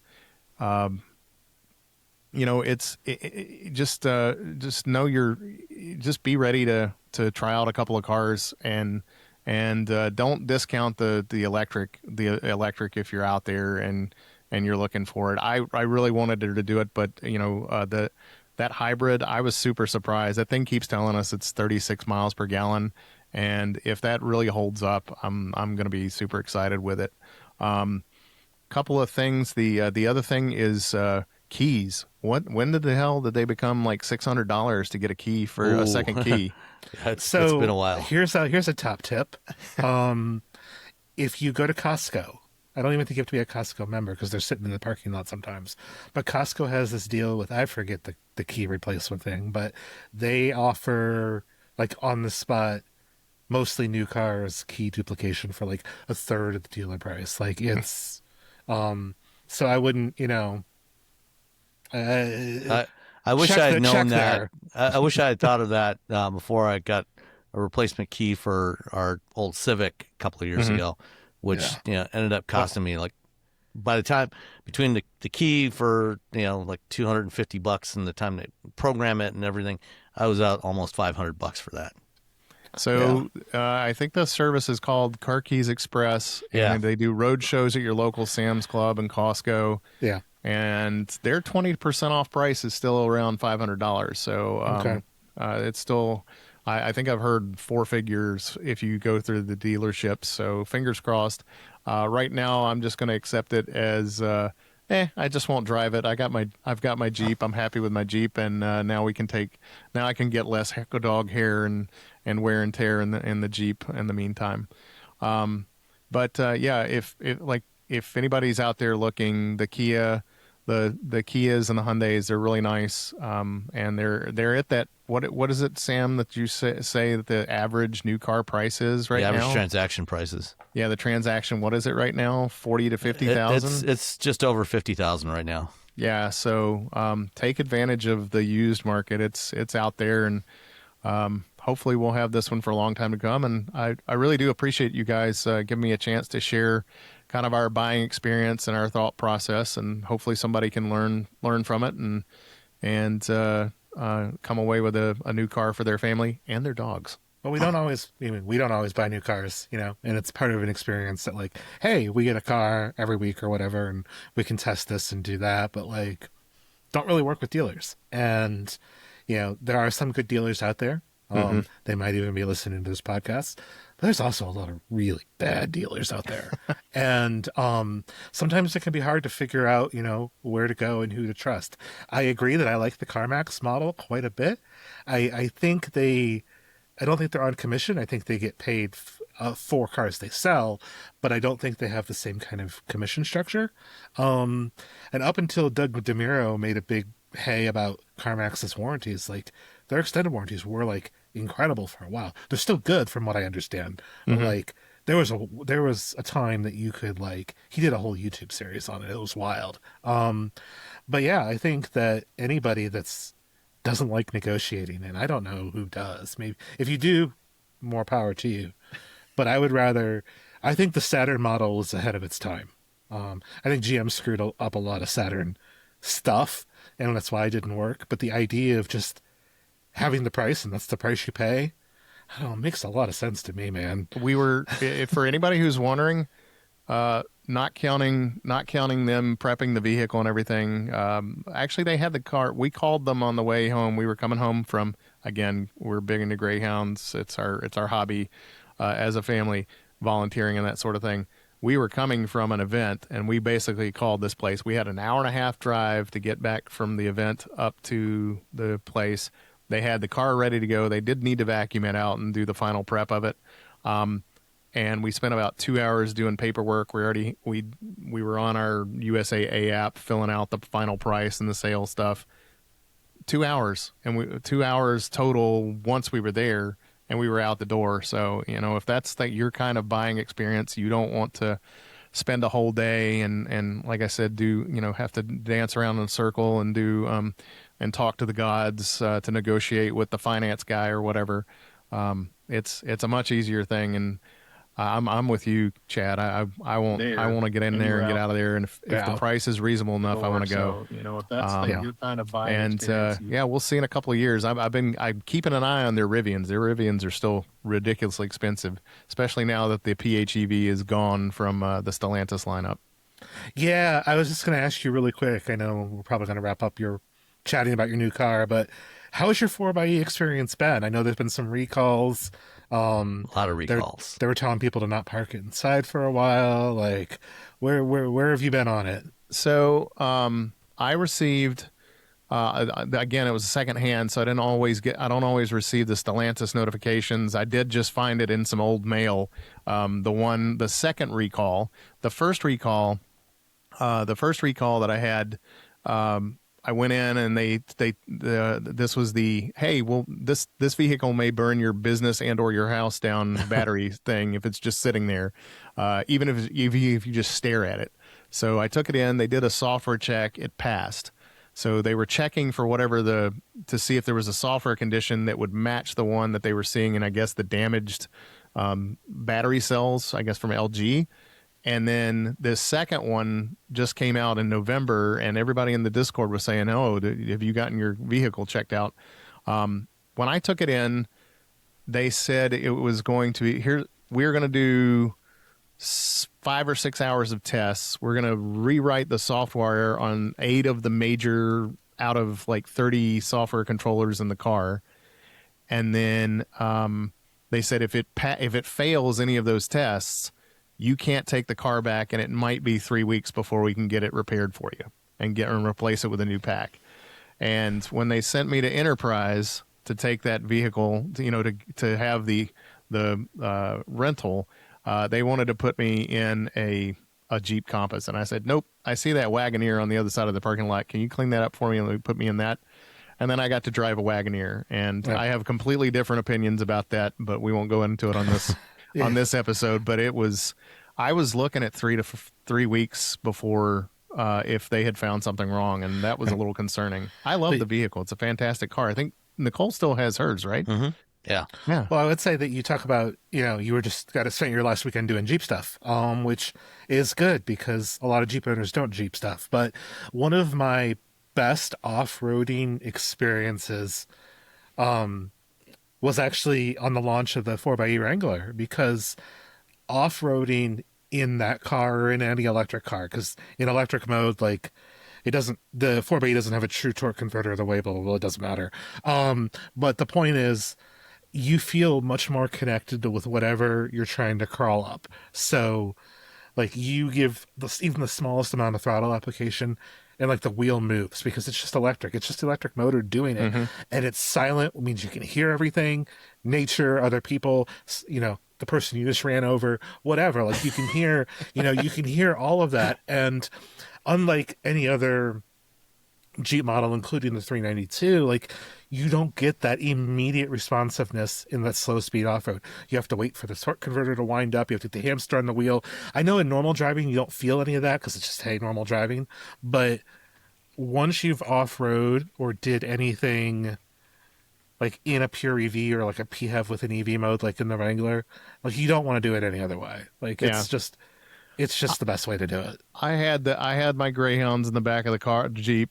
We went on a trail. We had some water fording about a foot and a half deep, and I never had a doubt that I was completely safe being an EV. People just need to get it in their heads. The EVs can be just as capable off-road as your ICE vehicles.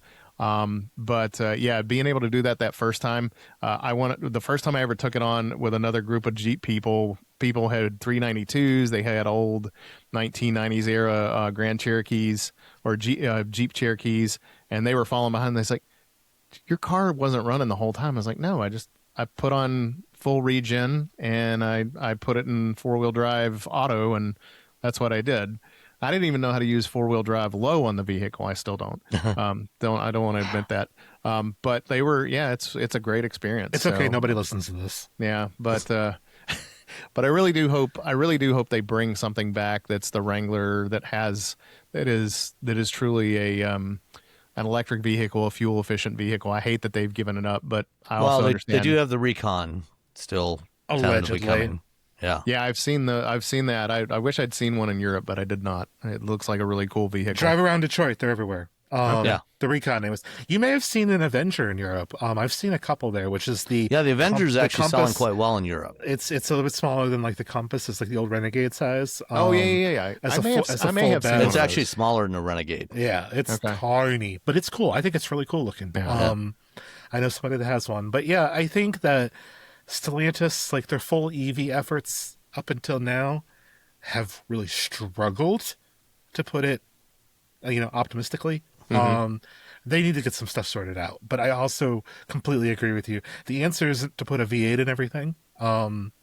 It is an answer, but it's not the answer. No, it's not the answer. I'm of the same mind about the Hummer EV. 1,000 horsepower. What could we have done with the 3 vehicles that the batteries in that one took up? Have you driven one though? That's a whole shopping trip that I can't even begin to afford. Oh, but you feel like you're the king of Beep Mountain. There you go. You just feel like you are king of the world. Though I did drive the SUV across the Golden Gate Bridge against rush hour traffic, so they had it like 2 lanes wide, and I felt like I was going to fall off the bridge because I was so much wider, and the lanes are so narrow, and you're just kind of. It's a very, very wide vehicle. A very harrowing experience, but. No, like the EV3, like I'm kind of jealous you got to drive an EV3 already, because like stuff like that is the EVs that I get really excited about. The affordable or reasonably affordable. I think it's easy to build a Hummer EV. I know their engineers would disagree with me, but I think that's easy. I think it's almost easy to build like a Rivian or an electric G-Wagon or anything like that. It's the brute force approach to building an EV. Yeah, whenever you have an unlimited sort of resources. You can do a lot of stuff. When you're constrained, when you have to hit a certain price point, you have to be innovative. You have to be creative, and I think that brings out better automotive engineering. To be honest, the EV6 that Sam drives, the EV3 that I drove. I mean, they were they're great. Yeah. So, but next vehicle, I'll see if I can convince my wife the next turnaround, and give me a couple of years, and we'll come back and see if we're still hand cranking the engine to start it up, so to speak. But But thank you guys for allowing me the opportunity to share that experience. I hope anybody who's listening can get something out of it. And you guys keep being awesome here on Wheel Bearings. Thanks. And before you go, why don't you go ahead and plug your podcast too? Yeah, if you, I've been volunteering, as I was telling Sam before the show, I've been volunteering for Greyhound adoption for a good, at least since 2013. They are a fantastic breed. Buddy of mine, the fella I volunteer with the most, he and I started a podcast. If you are looking to learn about the breed, it's Greyhound Nation at greyhoundnation.dog. That's DOG. And we don't record, but probably an average of once a month. We were doing a little bit more early on in COVID when we started, and we've slowed down as he's gotten a little older. And the guests, it is kind of a niche podcast, but a lot of the things that I appreciate about some of Leo Laporte's This Week in Tech, your show, I try to incorporate some of those quality things about how the show starts and how we present the show. So you guys set a great example with the great camaraderie that you all have here, and the production value over at Twit Network. So if you're interested in a dog and learning about the breed, it is the only dog in the world that can go 45 miles per hour as fast as a car. On its own. So one of the few breeds that can do it. My corgis, when they want to chase after a car, it seems like they can go 45. Any day you want to meet, we'll put the corgi and a greyhound in the dog park and see how that turns out. All right. Well, thank you for joining us, Michael. And it's very nice meeting you. And glad to hear your story. So yeah, thank you so much, guys, and keep being awesome. Thanks, Chad, Sam. Okay. All right. I am going to hit stop for a second here so we can make sure. So that was a great conversation with Michael. And Chad, I want to thank you again for jumping in at the last minute today. Oh, no, thank you for letting me come on and talk about cars, because I like doing that. Yeah. And as much as I joked earlier in that interview, the listeners like don't worry, nobody's going to hear this, when Michael was talking about something. You've got a really great audience. I see people mentioning the show a lot in a lot of places, and it's fun to talk with smart people about the industry, because sometimes the industry feels kind of crazy, and sometimes the world feels kind of crazy. It definitely is. And it kind of all, the streams kind of cross, and I feel like some days I want to pull a little bit of my hair out that I have left. So I really enjoy coming on and talking again to smart people. And I liked hearing Michael's story, because, we don't necessarily go through the new car buying process all the time, and things change, and being able to understand what regular consumers, I mean, he's an enthusiast, but what regular consumers are interested in, I think only makes our job easier. It makes it better to do our jobs. So I'm glad he was on here to do that.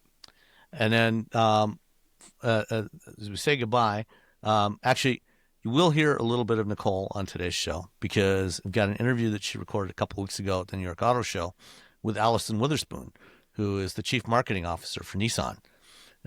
So as soon as we say goodbye, you'll hear Nicole jump in and have a chat with Allison. So, woo, Nicole.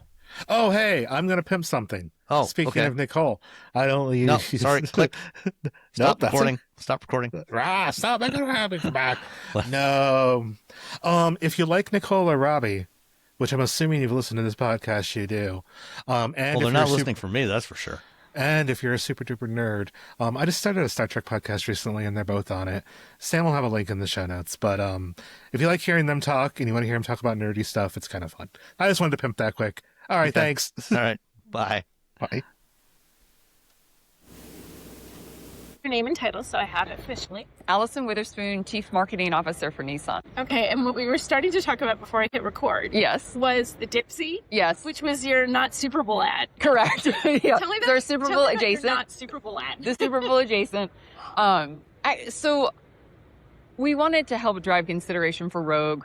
We're in kind of the last year. We're getting ready to come out this year in 2026 with the Rogue Hybrid. Mm-hmm. But we still have a lot of the current generation Rogue, so we want to make sure that we're continuing to grow consideration for that. So we knew that we wanted to do something we felt like we wanted to insert ourselves into the Super Bowl moment, but we didn't have the typical buy for it. So we thought about, okay, how can we connect with this moment in a way that feels natural and something that's much more, I think, like pays homage to Super Bowl.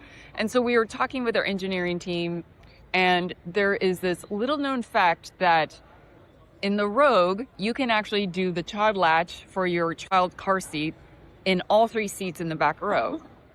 And so most cars, they only have it on the passenger side or the driver's side. This one you can actually use in the middle seat. So we're like, you know what else you can do with that? Like, what is one of the most frustrating things about going to a Super Bowl party? It's transporting the dip. And how many times have you gone to a party and it's at your feet, you're holding it, it's going all over the place. And so we thought, let's take the idea of the security that you can have in the child seat and actually apply that to the dip.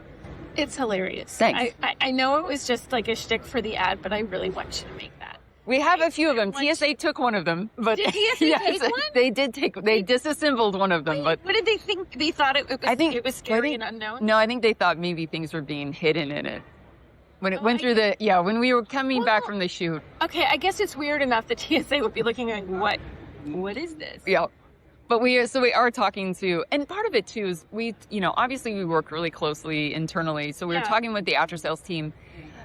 We wanted to see if is there any interest in this? And I think we have seen that there is. So yeah. You convinced me to buy a Rogue just so I all can right. have that. So, okay. All right. That. All right. I'm going to go back and tell them that. In your marketing. But the greater purpose of this conversation, aside from the fact that I love that ad, was what you're trying to do was sort of raising the profile of Nissan. It's sort of been flying under the radar a little bit. Yeah. And you talked about, in the email that I got from you guys, you talked about trying to sort of push the performance and the...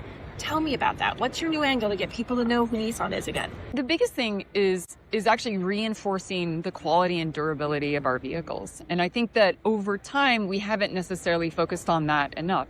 And so we're the #1 mainstream brand for IQS from J.D. Power, so initial quality study. And we have great vehicles.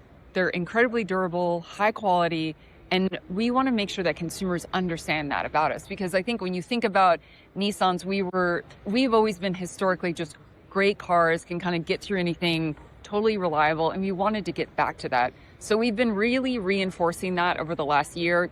We've been doing a lot of long-form content, going to our engineering facilities and our testing facilities and going in depth and showing all the testing processes that our vehicles go through, and kind of hearing from our actual engineers talking about how, whether it's Pathfinder or Rogue or Frontier, how we take it to the next level when it comes to testing and making sure that these vehicles are really going to be built for our consumers' best, whatever it is that they need it for. So there's the trend right now that everything has an off-road version of everything. Has every company has their own little word for what their off-road trend line is. Yeah. Is that a key part of what you're trying to market right now for Nissan?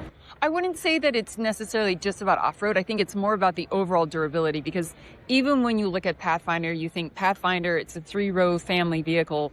Think about all the things that happen in a family vehicle that are still about durability. So it's about ice cream flying around in the car, a lot of things that kids are doing in the back seat, all of that, kicking the seats, all of that demonstrates durability. So it's not specific just to off-road. We have great, our Pro 4X with our Frontier and with Armada, those are great examples of more of our off-road capability, but it's showing the durability in kind of any family or any situation that a consumer is going to be in, and whether that's something going in the back seat with the kids, or if you want to take it off road.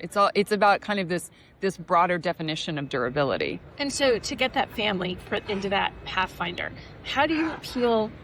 What's your strategy to appeal to that person to say, the Pathfinder is the vehicle that you want. This is what we want. We have the right durability, the right versatility. How do you communicate that to people? So we actually, we just launched our refreshed Pathfinder early in February. And so what we actually wanted to do is our entire marketing for Pathfinder is around what are all the things that a Pathfinder can do, but told through the eyes of a child.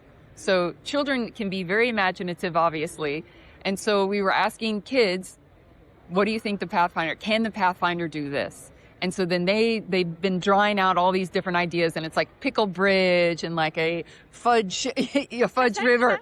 That came out in February. So we can send that to you. Send that to me, because I haven't seen those. I apparently don't watch enough TV with commercials. So. And so I think that's another example of how durability can be going off road, but can also be in those moments. And think about kids; they have these amazing ideas. They're never done. We're like, well, let's actually do one of these. Let's do what these kids are saying and actually show that the vehicle can do that. Yeah. So thinking about what I literally just said, I don't watch enough TV to see commercials. I haven't seen those, not because they're not good ads, but because I just haven't watched enough TV. How are you reaching the person who's not really watching TV the way we used to, where ads are running? Yeah, and I think social is becoming a much larger and larger portion of what we're doing. I think TV it's almost about 20% of what our total mix is. Really? Yeah. And so where we are, and it's focused, and when we are in TV, it's in moments where we have a lot of eyeballs, and that's really around live sports. And that's where, that's really where you have, captive audiences. Right. So all the other content is really going to be in social media, streaming platforms. That's where we want to be showing up, because it's not about dictating what a media channel strategy is. It's about being where consumers are and then meeting them there. Influencers are another big piece of it, and content creators, because that's a way that consumers are now discovering brands and seeing brands in a different way, which also helps us as we're trying to shift perception about Nissan. So do you feel like the influencers set such a change in strategy? I'm surprised it's only 20%. I didn't know how low it was for the traditional broadcast. People trust influencers? Like, are these seen as does that get people just saying, oh, Nissan exists? Or does it get people saying, I want to buy that Nissan?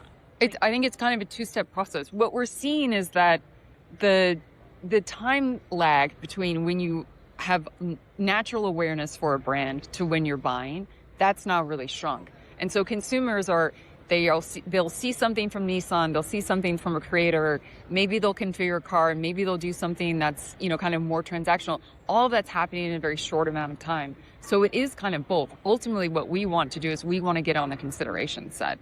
That's what from a marketing standpoint, that's our primary objective. So it's about building the awareness. Exactly. Like, you didn't even think about the Pathfinder, now you do. Yeah, and taking it just a little bit, one step further, and it's not just aware of it, but it's also, I want to consider that as I'm looking for SUVs or small SUVs, putting that in the consideration set. And is for the influencer angle and the social media angle, are you targeting all of it? Because there's so much social media, right? Yes. Is there one platform or one way of reaching people that way that you find that's better than others? This is actually something, it's constantly shifting. And I was just going through this strategy a couple weeks ago, actually, with the team. So what we're doing is we're kind of going, a lot of these content creators, they have very specific audiences. So we're matching up our models with some of their specific audiences. And some creators are better on TikTok, others are going to be better on Instagram. We try to match that to where our consumers are and try to match that as much as possible. Do you think your consumers are one of those spots more than the other, or are they all? It'll be all over the place. Really? It'll vary. Yeah, it's going to vary. Okay. That's what we've seen. And I think that's what's kind of complicated about marketing right now, because we need to be all places. We don't have, endlessly unlimited budgets.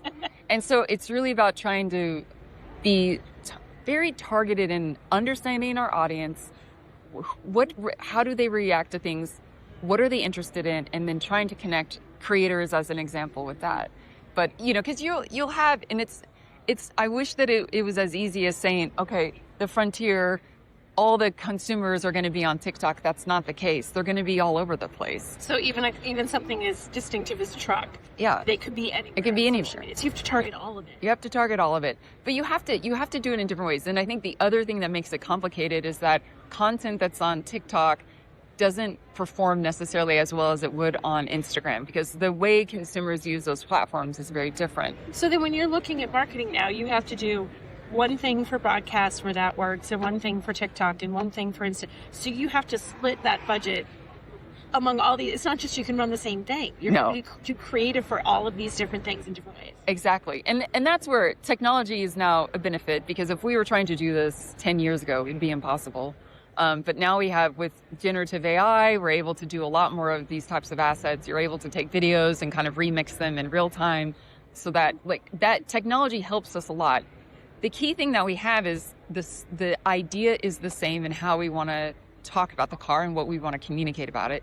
That's consistent regardless of what the channel or format of it is. How it comes to life does vary by platform. So you mentioned generative AI, which is a big thing. Everyone's AI. How much does that help? How much of how much do you utilize that in what you guys are trying to do now? Yeah, I mean, we've been really bullish on AI over the last year. So I think when it comes to media delivery, the actual delivery of our messaging to consumers, most of that is driven now by AI and the different AI tools that we have. Audience segmentation, strategy, all of that's AI is embedded into all of that.